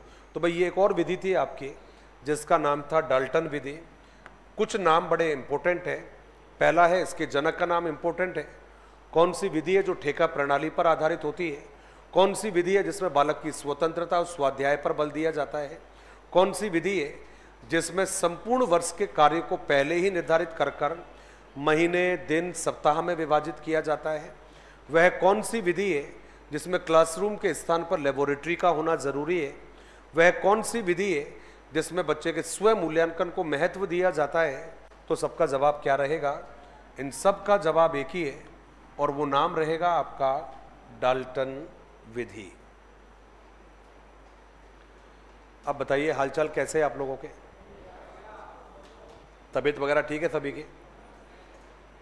घर पर जाकर रिवीजन कर रहे हो या नहीं कर रहे हो, कर रहे हो। रिवीजन तो करना जरूरी है वो, क्योंकि बिना रिवीजन के पार नहीं पड़ने वाली है। तो अब जो है आपकी विज्ञान की और कुछ कॉमन विधियां भी आई थी इसमें एसएस की, क्योंकि व्याख्यान विधि तो सब जगह यूज होती है, एसएस में भी काम आती है। प्रदर्शन विधि हर जगह काम आती है, चाहे विज्ञान हो, चाहे आपकी सामाजिक अध्ययन हो। आपकी दूसरी विधि थी आपकी, जिसको नाम दिया था आप लोगों ने, और विधि थी आपकी समूह परिचर्चा और दल शिक्षण। ये एसएस में भी काम आती है और विज्ञान में भी काम आती है। तो ये वो विधियां थी आपकी जो आप लोगों ने पढ़ी है। गणित वाली विधियों को अलग से पढ़ लिया था, विज्ञान की विधियों को आपने अलग पढ़ लिया है। अब कुछ विधियां ऐसी होगी जो केवल एसएस में काम आती है, वो कहीं और काम में नहीं आती है। तो केवल जो एसएस की विधि है उनको आप एसएस में पढ़ोगे। अब कहते हैं कि साहब एक नाम बाकी था कि यहाँ पर भी उपागम शब्द दे रखा है। अब जब उपागम शब्द दिया है तो वहाँ आपने निर्मितिवाद को पढ़ा है आप लोगों ने, समस्या समाधान उपागम को भी पढ़ा है आप लोगों ने, और इसके अलावा रचनावादी उपागम को भी पढ़ लिया है। ये तीनों वो उपागम है जिनको आप विज्ञान में भी यूज करते हो, कारण गणित अपने आप में एक विज्ञान विषय है। तो ये दोनों के जो उपागम है ये काफ़ी हद तक सेम है, लेकिन कुछ उपागम ऐसे हैं जो मैंने नहीं बताए अभी आपको। तो आपने कहा कि सर फिर ऐसा उपागम कौन सा है, तो भाई देखिएगा, जब आप विज्ञान में उपागम की बात करोगे तो सबसे महत्वपूर्ण एक उपागम है जो प्रश्न आपको कई बार देता है, और इसको नाम दिया है आप लोगों ने तकनीकी उपागम। विज्ञान शिक्षण का एक महत्वपूर्ण उपागम है जिसे आपने क्या नाम दिया है, तो जवाब है आपका तकनीकी उपागम। अब सवाल ये है कि ये तकनीकी जो उपागम है ये क्या ये, तो मैंने इसको कुछ नाम आपको पढ़ाए थे इसमें, जब आपको मैंने सहायक सामग्री पढ़ाई थी तो वहां पर इसके दो नाम यूज आ गए थे आपके। इनके अलावा यदि बात करूं तो आईसीटी यदि पढ़ी होगी आप लोगों ने तो इसको आईसीटी में भी पढ़ाया जाता है। तो सबसे पहला जवाब है कि जो तकनीकी उपागम है, इस उपागम को दिया किसके द्वारा है? तो भाई देखिएगा, जो विद्वान है उस विद्वान का नाम है लुम्सडेन। तो पहला प्रश्न तो डायरेक्टली पूछा जाता है कि ये जो आपका तकनीकी उपागम है इसका जनक किसे माना जाएगा? तो आपका जवाब क्या रहेगा? लुम्सडेन को माना जाएगा। अब ये जो लुम्सडेन है इसने अपने तकनीकी उपागम को, जैसे शैक्षिक तकनीकी नाम दिया जाता है, इस शैक्षिक तकनीकी उपागम को लुम्सडेन के द्वारा 3 भागों में विभाजित किया गया। और ये 3 जो नाम है इस उपागम के वो कौन कौन से हैं? तो पहले को नाम दिया जाता है ईटी फर्स्ट कहा जाता है। क्या कहा जाता है? ईटी फर्स्ट कहा जाता है। दूसरे को कहा जाता है ईटी सेकंड कहा जाता है। थर्ड को कहा जाता है ईटी थर्ड कहा जाता है। अब आपको सर ईटी का मतलब क्या है? भाई ई का मतलब एजुकेशनल, टी का मतलब technology, ETA first, educational technology approach first, शिक्षण तकनीकी उपागम फर्स्ट हो गया है। एजुकेशनल टेक्नोलॉजी अप्रोच सेकंड, जिसको आपने नाम दिया शैक्षिक तकनीकी उपागम द्वितीय, और थर्ड होता है ईटीए थर्ड, जिसका नाम है एजुकेशनल टेक्नोलॉजी अप्रोच थर्ड, जिसको आपने नाम दिया है शैक्षिक तकनीकी उपागम तृतीय। तो पहला जवाब है कि साहब ये जो शैक्षिक तकनीकी उपागम है इसका जनक किसे माना जाता है? तो आपका जवाब रहेगा लुम्सडेन को माना जाता है। दूसरा जवाब है कि जो लुम्सडेन है इसने तकनीकी उपागम का विभाजन कितने भागों में किया है? तो जवाब है 3 भागों में किया है। 3 भाग कौन से? इंग्लिश में शॉर्ट में याद करें, ईटीए फर्स्ट, ईटीए सेकंड और ईटीए थर्ड। आपने कहा शैक्षिक तकनीकी उपागम फर्स्ट, शैक्षिक तकनीकी उपागम द्वितीय और शिक्षक तकनीकी उपागम तृतीय। ये 3 नाम हो गए हैं। अब सवाल ये है कि इन तीनों के अंतर्गत आता क्या क्या है? तो आपने जब शिल्प के आधार पर सहायक सामग्री को पढ़ा था तो वहां पर 2 नाम आए थे आपके। एक तो नाम था हार्डवेयर और दूसरे का नाम था सॉफ्टवेयर। अब यहां पर काम बहुत आसान हो जाता है। उसका कारण है क्योंकि जो ईटी फर्स्ट है उसी को कहा जाता है हार्डवेयर कहा जाता है, और जो ईटी सेकंड है उसी को कहा जाता है सॉफ्टवेयर कहा जाता है। तो आप कहोगे सर थर्ड को क्या कहा जाता है? थर्ड का नाम रहेगा सिस्टम अप्रोच। क्या नाम रहेगा? System approach. तो पहले का नाम जो रहेगा उसका नाम है ईटीए फर्स्ट, हार्डवेयर अप्रोच हो गया है। दूसरे का नाम है सेकंड, मतलब ईटीए सेकंड, इसको नाम दिया सॉफ्टवेयर अप्रोच। और ईटीए थर्ड को आपने नाम दिया है सिस्टम अप्रोच, और सिस्टम अप्रोच का मतलब होता है प्रणाली उपागम। तो ये चीज़ों को एक बार मैं शॉर्ट में लिखवाऊंगा, फिर इनको एक एक करके आपको बताऊंगा कि भाई ईटीए फर्स्ट क्या है, ईटीए सेकंड क्या है और ईटीए थर्ड क्या है। लेकिन उससे पहले हम लिखेंगे विज्ञान शिक्षण का उपागम, और उसमें नाम लिखा है आपने तकनीकी उपागम। तकनीकी उपागम, और इसमें लिखेंगे शैक्षिक तकनीकी उपागम। शैक्षिक तकनीकी उपागम को लुम्सडेन ने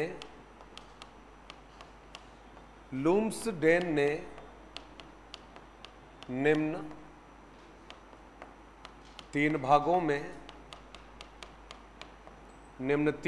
में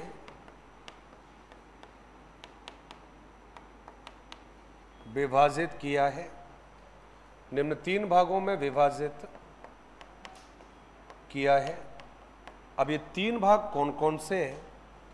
तो पहले का जो नाम है वो नाम दिया आप लोगों ने ईटीए फर्स्ट, ईटीए फर्स्ट, इसका फुल फॉर्म भी मैं लिख रहा हूं, और ये रहेगा educational technology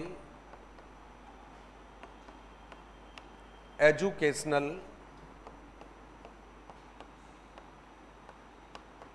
technology approach first, ये आपने इसको नाम दिया है educational technology approach first.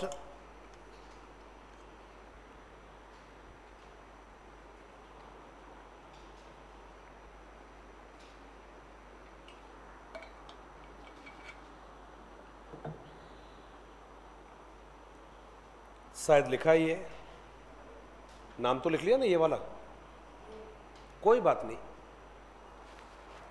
Educational technology approach first, इसे शैक्षिक तकनीक उपागम फर्स्ट, कॉमा करके लिखेंगे हार्डवेयर अप्रोच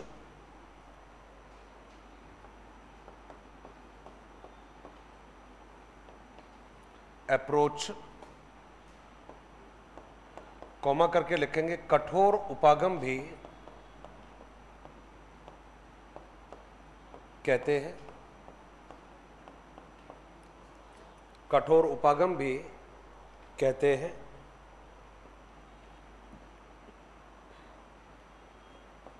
इसका संबंध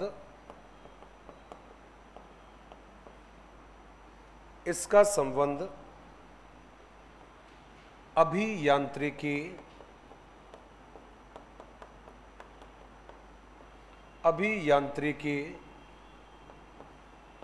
उपकरणों से होता है। अभियांत्रिकी उपकरणों से होता है जिसमें या जिसके अंतर्गत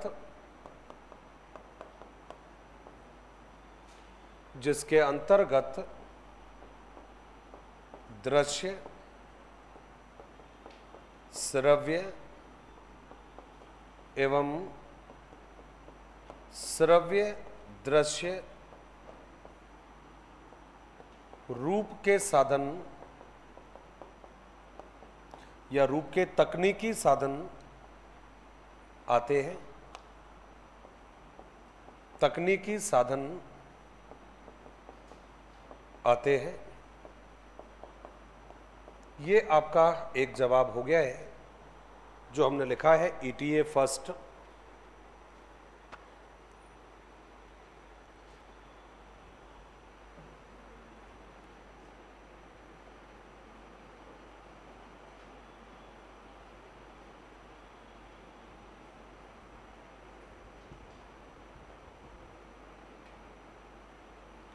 सर लिख लिया आप लोगों ने?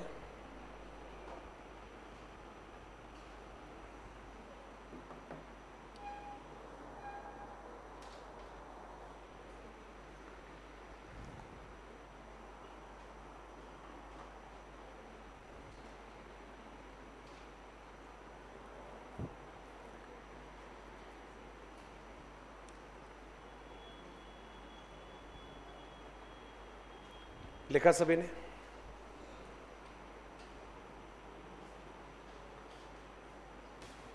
मुझे ऐसा लग रहा था कि शायद कॉपी में आज पेन ज्यादा चलाए थे शायद आपने। सही है क्या?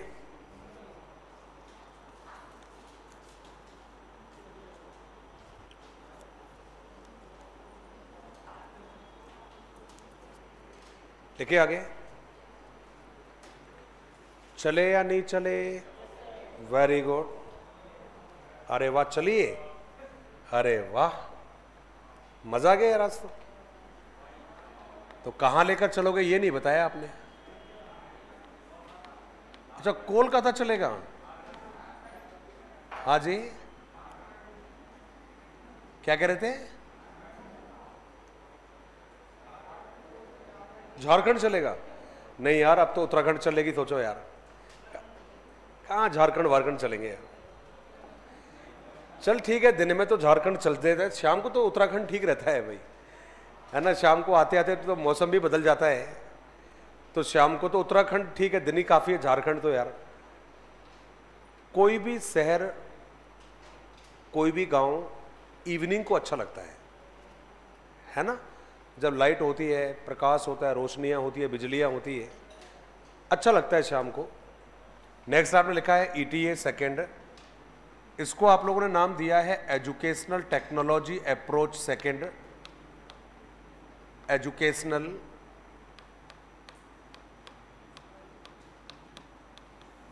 टेक्नोलॉजी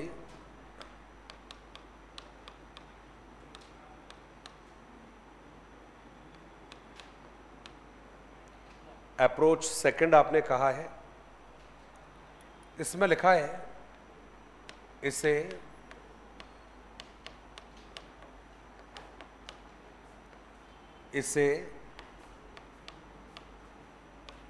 शैक्षिक तकनीकी उपागम द्वितीय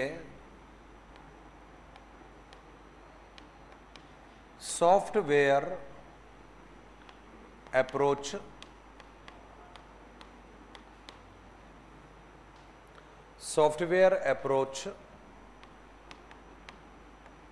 मृदु उपागम भी कहते हैं।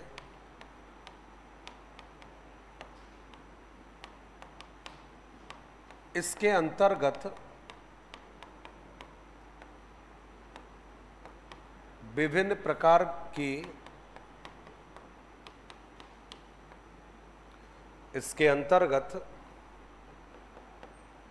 विभिन्न प्रकार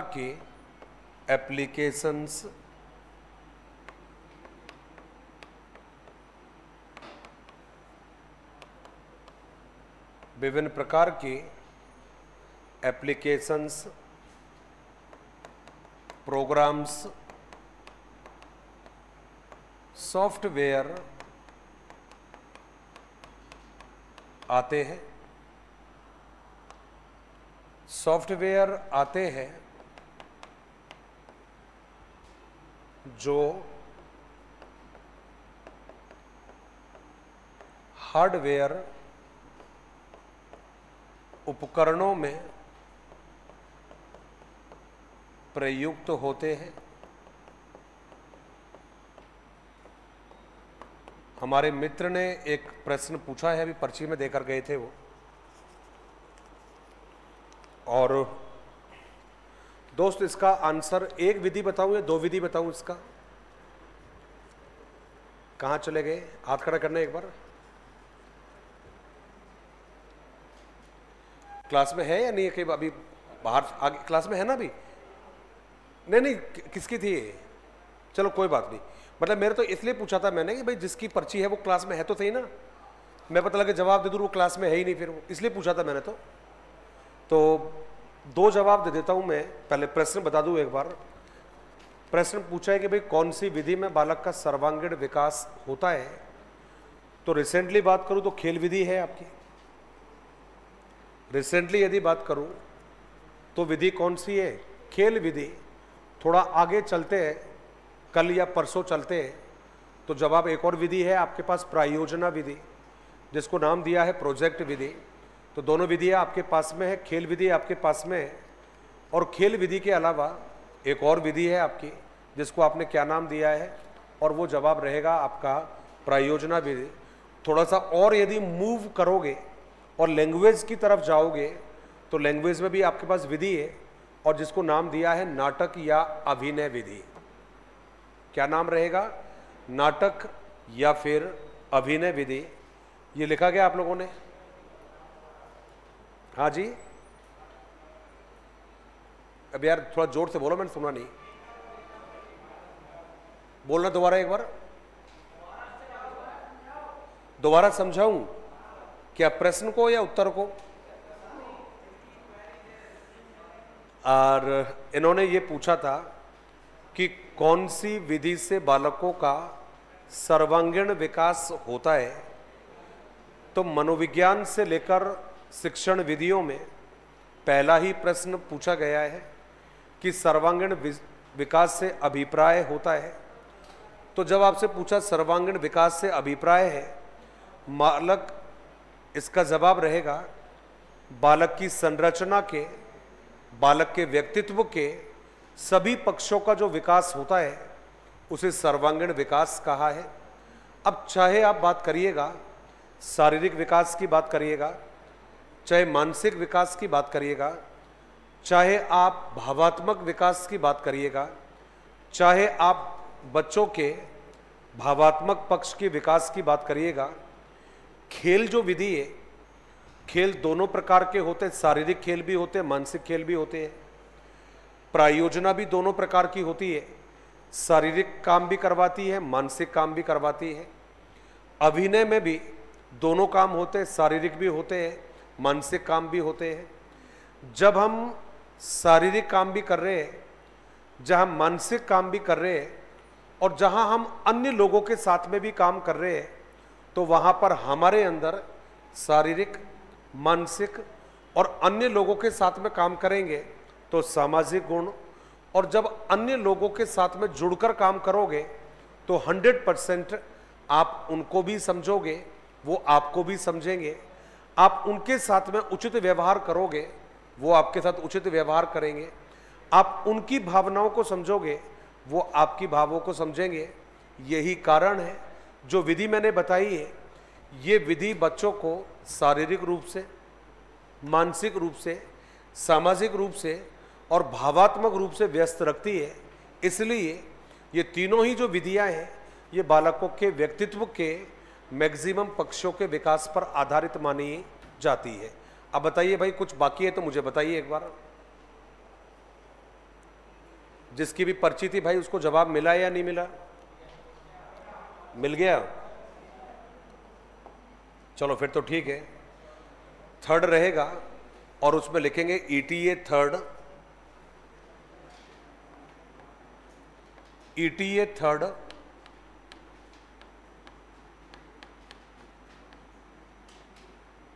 ईटीए थर्ड, और इसको कहा आप लोगों ने एजुकेशनल,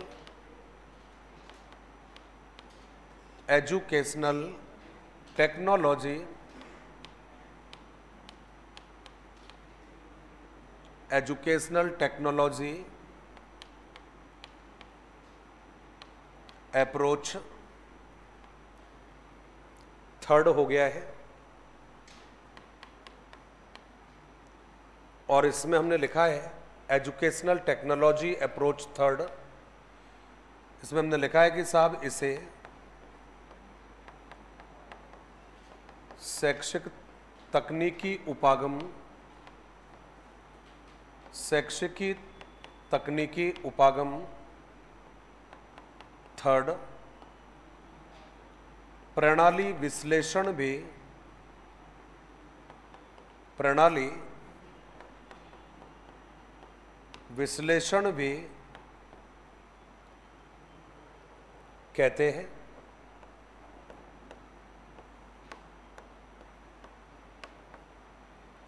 प्रणाली विश्लेषण भी कहते हैं। नेक्स्ट लाइन में लिखेंगे और उसमें लिखा हम लोगों ने प्रणाली वे रचनाएं या प्रणाली वे योजनाएं हैं, प्रणाली वे योजनाएं हैं जिनका निर्माण मनुष्य इसलिए करता है जिससे वह पूर्व निर्धारित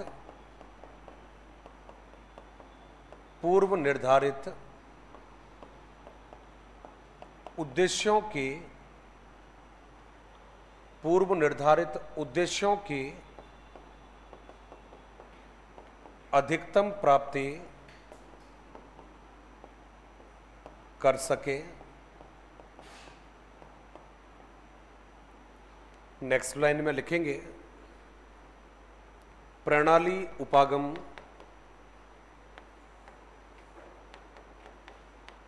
प्रणाली उपागम में नियोजन, और उससे पहले भी लिखोगे तो हमने लिखा है शैक्षिक उद्देश्यों के निर्धारण, शैक्षिक उद्देश्यों के निर्धारण, कॉमा करके लिखा है नियोजन, कॉमा करके लिखा है मूल्यांकन, और कॉमा करके लिखा है, माफ करना दोनों के बीच में एक शब्द गायब हुआ है और वो था क्रियान्वयन। मैं सोच रहा मैं यार 3 कैसे रह गए, 4 होने चाहिए थे ये। तो पहला था आपका उद्देश्यों का निर्धारण, दूसरा था नियोजन, तीसरा जो जवाब रहेगा आपका क्रियान्वयन, चौथा जो रहेगा उसको आपने नाम जोड़ा है और वो रहेगा मूल्यांकन। कि पदों पर बल दिया जाता है, कि पदों पर बल दिया जाता है,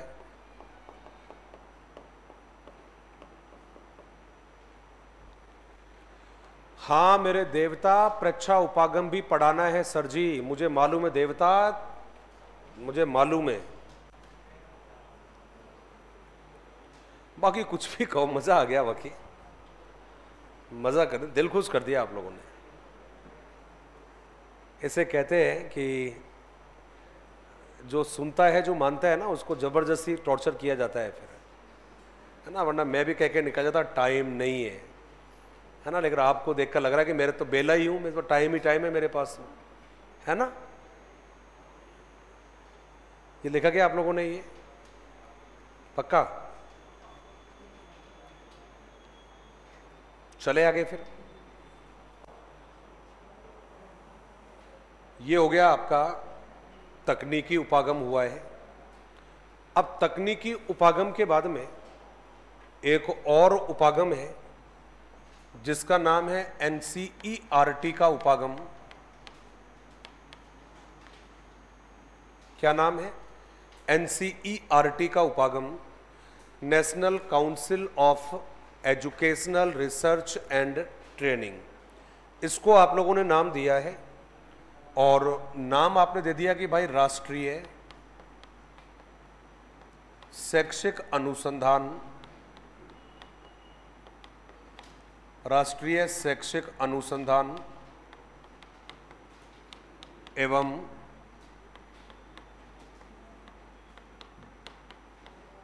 प्रशिक्षण परिषद।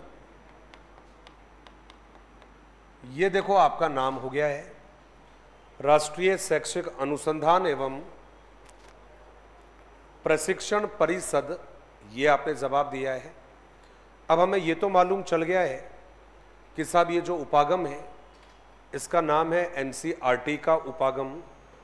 अब कहते हैं कि साहब ये जो NCERT का उपागम है, जिसको नाम दे दिया है कि साहब राष्ट्रीय शैक्षिक अनुसंधान एवं प्रशिक्षण परिषद का उपागम, इस परिषद के उपागम को 3 भागों में विभाजित किया जाता है। और जो पहला नाम मैं बताऊंगा उसको सुनते ही दूसरा नाम आपको याद आ जाएगा, सबको याद आ जाएगा, दूसरा तीसरा। तो पहला जो नाम बताया इसने वो नाम था इनपुट, दूसरा क्या था? चेंज कर दिया तुरंत, है ना। पहला था इनपुट, दूसरा प्रोसेस और तीसरा आउटपुट। ये जवाब दिया है। जब आप लोगों ने ICT पढ़ा होगा तो उसमें जरूर आपने पढ़ा होगा इनपुट डिवाइस, आउटपुट डिवाइस, ये जरूर पढ़े होंगे। याद है तो अच्छी बात है, नहीं याद है कोई बात नहीं, घर जाकर मेरे कहने से याद कर लेना इनपुट डिवाइस कौन से है और आउटपुट डिवाइस कौन से है। परीक्षा में प्रश्न आएगा एक ICT में, निम्न में से कौन सी इनपुट डिवाइस का उदाहरण है या नहीं है, निम्न में से कौन सी आउटपुट डिवाइस का उदाहरण है या नहीं है। इनपुट वो होती है जिससे हम कमांड एंटर करवाते हैं, सीधी सी बात है। और आउटपुट कौन सी है? जिनसे हम रिजल्ट प्राप्त करते हैं। 2 प्रश्न बता रहा हूं ICT के, 2 प्रश्न, आज मैंने तो बता रहा हूं, नहीं होता तो हरगिज नहीं बताता। एक जो प्रश्न आएगा वो तो इनपुट आउटपुट डिवाइस का आएगा, और दूसरा प्रश्न आएगा आपका बाइट वाला, गीगाबाइट, मेगाबाइट, केवी। ये 2 जो प्रश्न है ये फिक्स है। ये 4 या 5 प्रश्न आते हैं आईसीटी में से, मतलब एवरेज होता है 4-5। तो वो जो 4-5 जो प्रश्न आएंगे उसमें से 2 प्रश्न ये है आप लोगों के, एक प्रश्न फिक्स है आप लोगों का इनपुट आउटपुट डिवाइस वाला, और एक प्रश्न ठीक है लैंग्वेज वाला। भाई साहब उसके आगे आए तो भला और ना आए तो भला। उसका कारण है क्योंकि 5 में से 2 या 3 ही प्रश्न ऐसे होते हैं जो पढ़े हुए आते हैं, बाकी प्रश्न कहां से आते हैं पता नहीं है। तो आपने कहा कि सब ठीक है, जुड़े रहिएगा और ऐसी रोचक जानकारियों के लिए। पक्का? जो सब्जेक्ट पढ़ाता हूं तो यार उनके बारे में तो मुझे पता है कि कहां से प्रश्न आते हैं। आज का भी इतना है कि जो जो सब्जेक्ट पढ़े हुए हैं, लगभग 10-12 सब्जेक्ट पढ़े हुए हैं, 10-12 सब्जेक्टों में आज की तारीख में भी कोई टॉपिक बताएगा तो मैं प्रश्न बता दूंगा कि इस वाले टॉपिक से ये वाला प्रश्न आता है। क्योंकि जब पढ़ाई की थी तो यार ऐसे लेवल की पढ़ाइयाँ की कि साहब किताबों के अलावा कुछ दिखता ही नहीं था। ऑब्वियस सी बात है, ऑब्वियस सी बात है, किताब पढ़िए तभी तो दिखता है ना भाई। तो आज भी जो सब्जेक्ट मैंने पढ़ रखी है और उनकी बेसिक जानकारी भी आज है, मेरे ख्याल से 8-9 सब्जेक्ट तो मैं अभी पढ़ाता ही हूँ शायद इस समय फिलहाल वर्तमान में। तो ये इसलिए बताया मैंने कि मेहनत करो यार, आप लोग भी मेहनत से हर चीज़ मुमकिन है, कोई भी ऐसा काम नहीं है जो मुमकिन नहीं है। एक लाइन लिख दी है, इस उपागम के 3 भाग होते हैं, ये मैंने नाम दिया है इस उपागम के 3 भाग होते हैं। ये मैंने लिखा है इस उपागम के 3 भाग होते हैं। अब 3 जो भाग होंगे वो कौन कौन से होंगे? तो पहला आपने कहा था, और जो आपने कहा था पहले वाला, इसको आप लोगों ने नाम दिया है इनपुट, कहा आपने।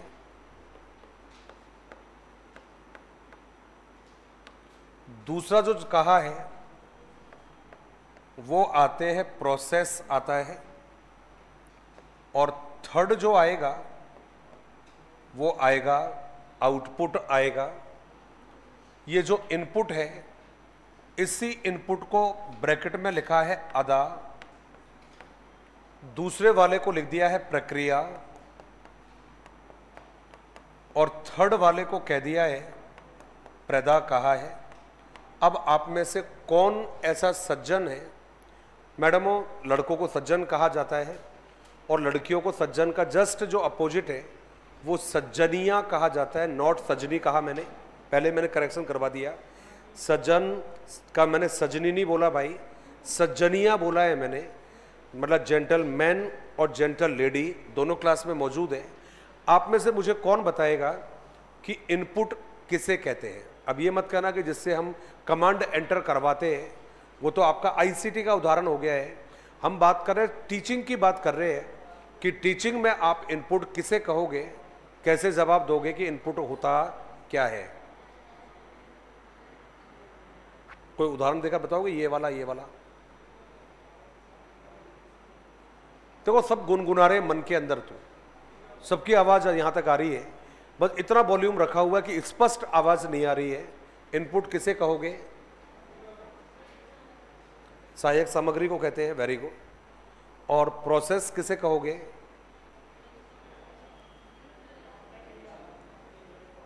अरे वो तो हिंदी में नाम है। और उत्पाद किसे कहोगे?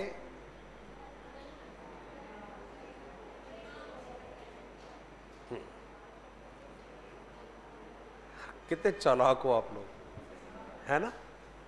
बहुत शाणे हो बेटा हो तुम लोग सारे के सारे। चलिए कोई बात नहीं, और कुछ मिनट के लिए रिलैक्स हो जाइए। आप सब ने अपने जीवन का वैसे तो खैर कई सारे उद्देश्य बना रखे हैं, लेकिन जीवन का एक जो उद्देश्य है ये आप लोगों ने फिलहाल बना रखा है, और ये उद्देश्य है आपकी कामयाबी का उद्देश्य, सफलता का उद्देश्य, नौकरी का उद्देश्य। तो ये जो उद्देश्य आपने बनाया है और इस उद्देश्य की प्राप्ति में जो साधन मदद करेंगे वो सारे साधन क्या कहलाएगा? इनपुट कहलाएगा।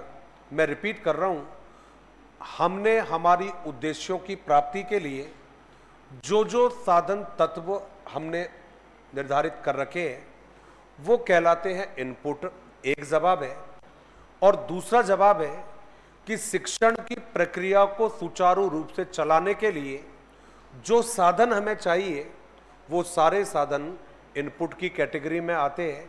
अब चाहे तो क्लास में मैं मेरी बात करूं, मैं क्लास में आप लोगों की बात करूं, क्लास में इस बोर्ड की बात करूं, हमारे उद्देश्यों को लेकर बात करूं, और तमाम तरह के जो साधन हैं वो क्या कहलाते हैं? इनपुट कहलाते हैं। तो हमने पहला जवाब एक लाइन में जवाब दिया कि जो प्रक्रिया के साधन है, प्रक्रिया के साधनों को इनपुट कहा जाता है। और जब हम इन इनपुट को, जब इन साधनों को हम हमारे उद्देश्यों की प्राप्ति के लिए जब प्रयोग में लाते हैं तो ये क्या बन जाती है? प्रक्रिया कहलाती है। जैसे कि मैंने पढ़ाना स्टार्ट कर दिया, आप लोगों ने ग्रहण करना स्टार्ट कर दिया, मैंने लिखवाना स्टार्ट किया, आपने लिखना स्टार्ट कर दिया, मैंने किताब पढ़ाना स्टार्ट कर दिया, आपने पढ़ना स्टार्ट कर दिया, मैंने इस बोर्ड का प्रयोग करना स्टार्ट किया, आपने समझना स्टार्ट कर दिया। ये क्या हुआ? ये प्रोसेस हुआ है। साधनों का प्रयोग करना, साधनों को व्यवहार में लाना, ये प्रक्रिया कहलाती है। और आपको मालूम है हर प्रक्रिया के, हर कार्य के कोई ना कोई निष्कर्ष जरूर निकल कर आता है। तो जो निष्कर्ष निकल कर आएगा उसी को आप लोगों ने नाम दिया है आउटपुट कहा है। अब इसको और आसान शब्दों में समझा जाए, बिल्कुल आसान शब्दों में, तो कहते हैं साहब कि जो भी साधन होंगे वो साधन कहलाएंगे, इनपुट कहलाएंगे। और जब हम इन साधनों का प्रयोग करते हैं मतलब अंतःक्रिया करना प्रोसेस होगा। आप प्रश्न पूछोगे, आपका प्रोसेस है, मैं आपका जवाब दूंगा, वो जवाब क्या रहेगा? प्रोसेस कहलाएगा। और इन सब के बाद में मुझे उद्देश्यों की प्राप्ति कितनी हुई है, आपके व्यवहार में परिवर्तन क्या आया है, आपने कितना सीखा है, ये क्या कहलाएगा? आउटपुट कहलाएगा। तो कितना बढ़िया उपागम है ये, कितना साइंटिफिक उपागम है ये। सबसे पहले इसने कहा है कि साहब हमें साधन एकत्रित करने चाहिए, फिर हमें साधनों को प्रभावी रूप से प्रयोग करना चाहिए, और उसके बाद में हमें ये चेक करना चाहिए कि हमारे उद्देश्यों की प्राप्ति हुई भी है या नहीं हुई है। तीसरा बहुत आसान उदाहरण, कहते हैं कि भाई हर घर में अनाज प्रयोग जरूर में आता है, चाहे वो मोटा अनाज हो चाहे बारीक अनाज हो। कहते हैं कि साहब जब हम एक चक्की के पास में अपना अनाज लेकर जाते हैं तो वो जो चक्की पर अनाज लेकर जाते हैं वो इनपुट कहलाता है। और उस चक्की में जैसे ही हम हमारे अनाज को डालते हैं और वो उस चक्की के जो ग्लैंडर्स होते हैं वो जैसे ही यूज में होना स्टार्ट होता है वो आपका प्रोसेस होता है। और आटे से या चक्की से जो आटा निकल रहा है वो आटा क्या है आपका? वो जवाब है आपका प्रोसेस। आपने कहा है तो देखो भाई ये अनाज हो गया है, अनाज का मतलब है ये साधन हो गया है आपका। दरअसल में ये हो गया है प्रयोग हो गया है, प्रयोग को हमने अंत्यक्रिया कह दिया है। और देखो भाई ये वाला जो है ये आटा हो गया है, आटे का मतलब है आपका परिणाम हो गया है। ये तीन नाम बनते हैं इनपुट, दूसरा प्रोसेस और लास्ट में हो गया है आपका आउटपुट। अब आपकी इजाज़त मिल जाए तो मैं इसको लिखवा दूं एक बार आप लोगों को। तीनों को ऐसे ही पार्ट में विभाजित करना है अपने को, और उसके बाद में हमें सबसे पहले जो नाम है वो लिखना है। इसमें सबसे पहले लिखा है, कहते साहब इसके अंतर्गत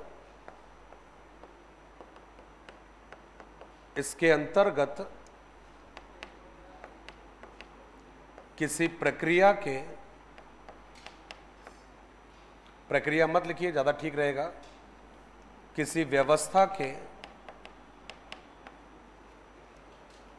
साधनों को शामिल करते हैं,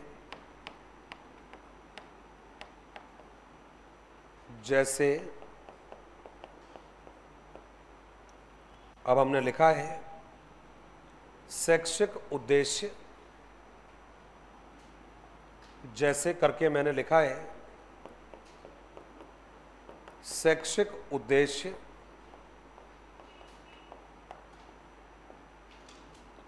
सामग्री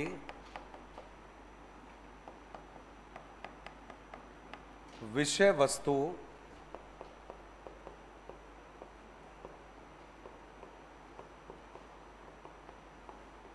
शिक्षण सामग्री शिक्षक, ये सारे हमने लिखा है। इनपुट का नाम लिखा है यहां पर। दूसरा है आपका प्रोसेस, और इसमें लिखा है, इसमें साधनों का प्रयोग, साधनों का प्रयोग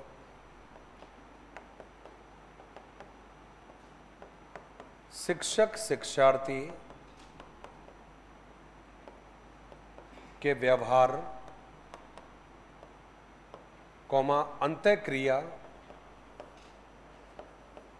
अंतःक्रिया शामिल होती है, जैसे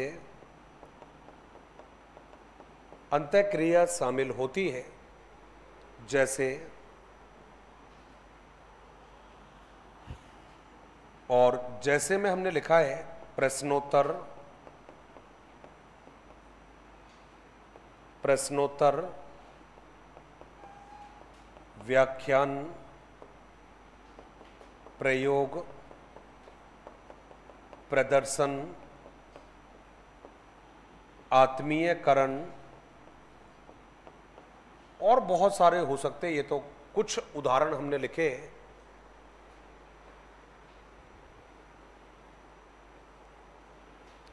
कोई भी शब्द नहीं समझ में आए, प्लीज़ आराम से बिंदास होकर पूछना।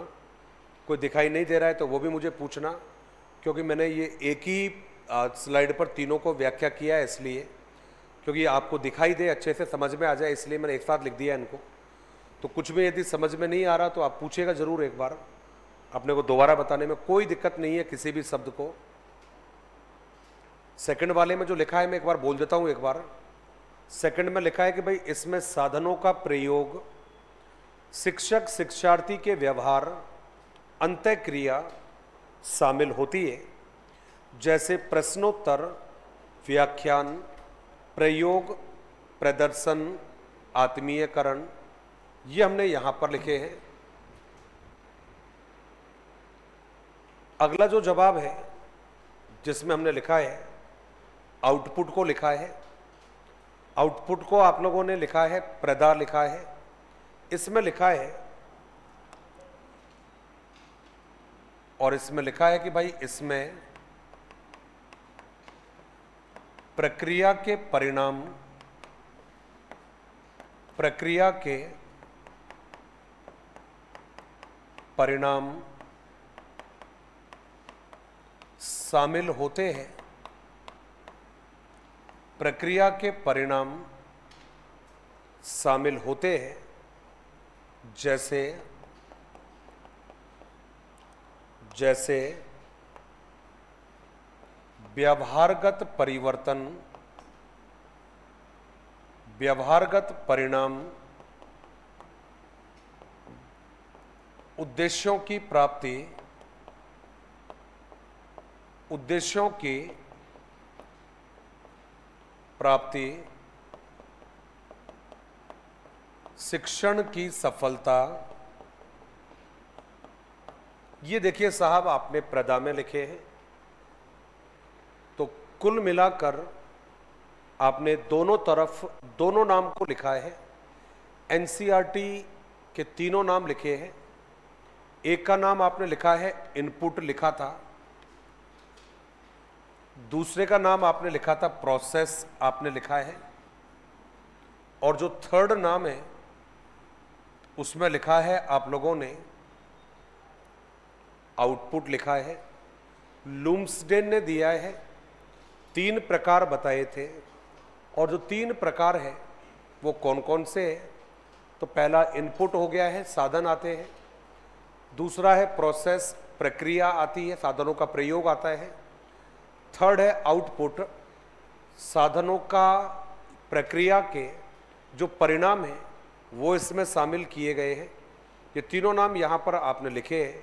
पहला इनपुट हो गया है, दूसरा आपका प्रोसेस हो गया है, थर्ड आपका हो गया है आउटपुट, और ये एनसीईआरटी का उपागम माना जाता है। लिखा तो मुझे बताइए, फिर आगे बढ़ेंगे। फिर लिख लिया आप सभी ने? कोई बात नहीं, जल्दी नहीं है मेरा, मैं तो केवल पूछ रहा था कि लिखा है या नहीं लिखा है। इसके बाद में लगे हाथ मुझे लगता है कि आज का जो क्लास है ये स्कोरिंग काफ़ी रही है। ये स्कोरिंग का मतलब है इसमें परीक्षा के उपयोगी जो चीज़ें हैं बहुत सारी डिस्कस आज हुई है, और उसमें मैक्सिमम वो चीज़ें भी डिस्कस हुई है जिनको अमूमन छोड़ दिया जाता है। तो लास्ट में जो भी 2-5 मिनट बचेंगे उसमें भी फिर मैं वही टॉपिक लूँगा उपागम का, जो परीक्षा में प्रश्न देकर जाता है। तो हमें अंत में वो कहते हैं ना कि वो महसूस हो कि अंत भला सो सब भला। क्या हुआ मैडम? मैडम मैं 1 मिनट तक भी विश्वास रखता हूँ, 1 सेकंड तक भी विश्वास रखता हूँ। मेरी आदत है कि मैं किसी का समय मांगता नहीं हूँ और मैं मेरा समय मेरी मर्जी से किसी को देता हूँ, बाकी किसी को समय देता भी नहीं हूँ मैं। तो 1 सेकंड आपका ऊपर चले जाए तो मुझे रोक देना, गुरुजी 1 सेकंड हो गया है, बाकी अभी तो मेरे लिए 2 मिनट का समय काफ़ी है।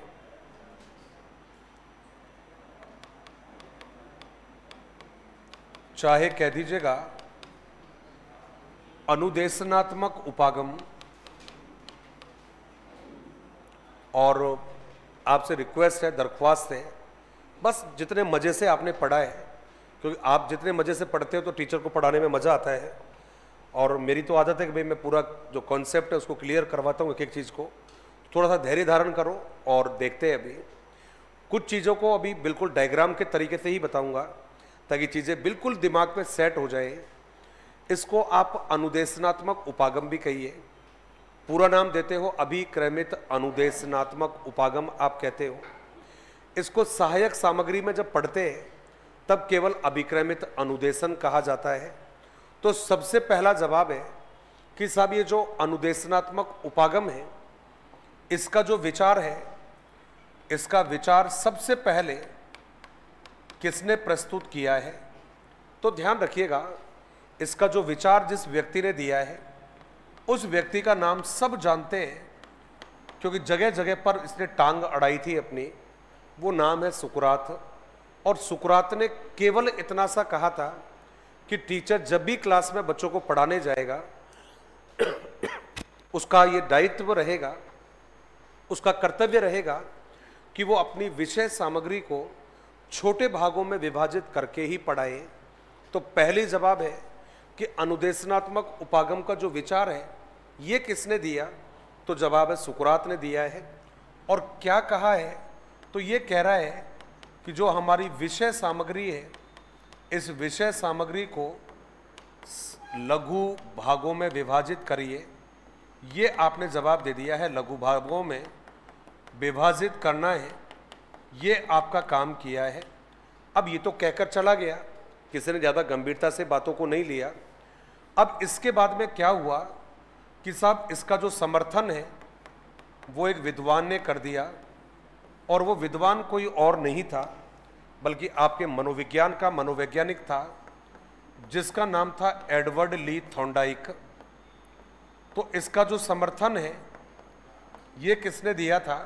थॉर्नडाइक ने। बस 1 लाइन बाकी है मेरी, कंप्लीट है। फिर तीसरा जवाब है कि भाई इसका जनक किसे माना जाएगा? तो जनक में केवल एक ही नाम आता है और वो नाम आपका रहेगा बीएफ स्किनर को माना जाता है। देवता हो देवी हो, 3 ही बात लाइन में रख लेना। विचार किसने दिया है? तो जवाब है सुकरात ने।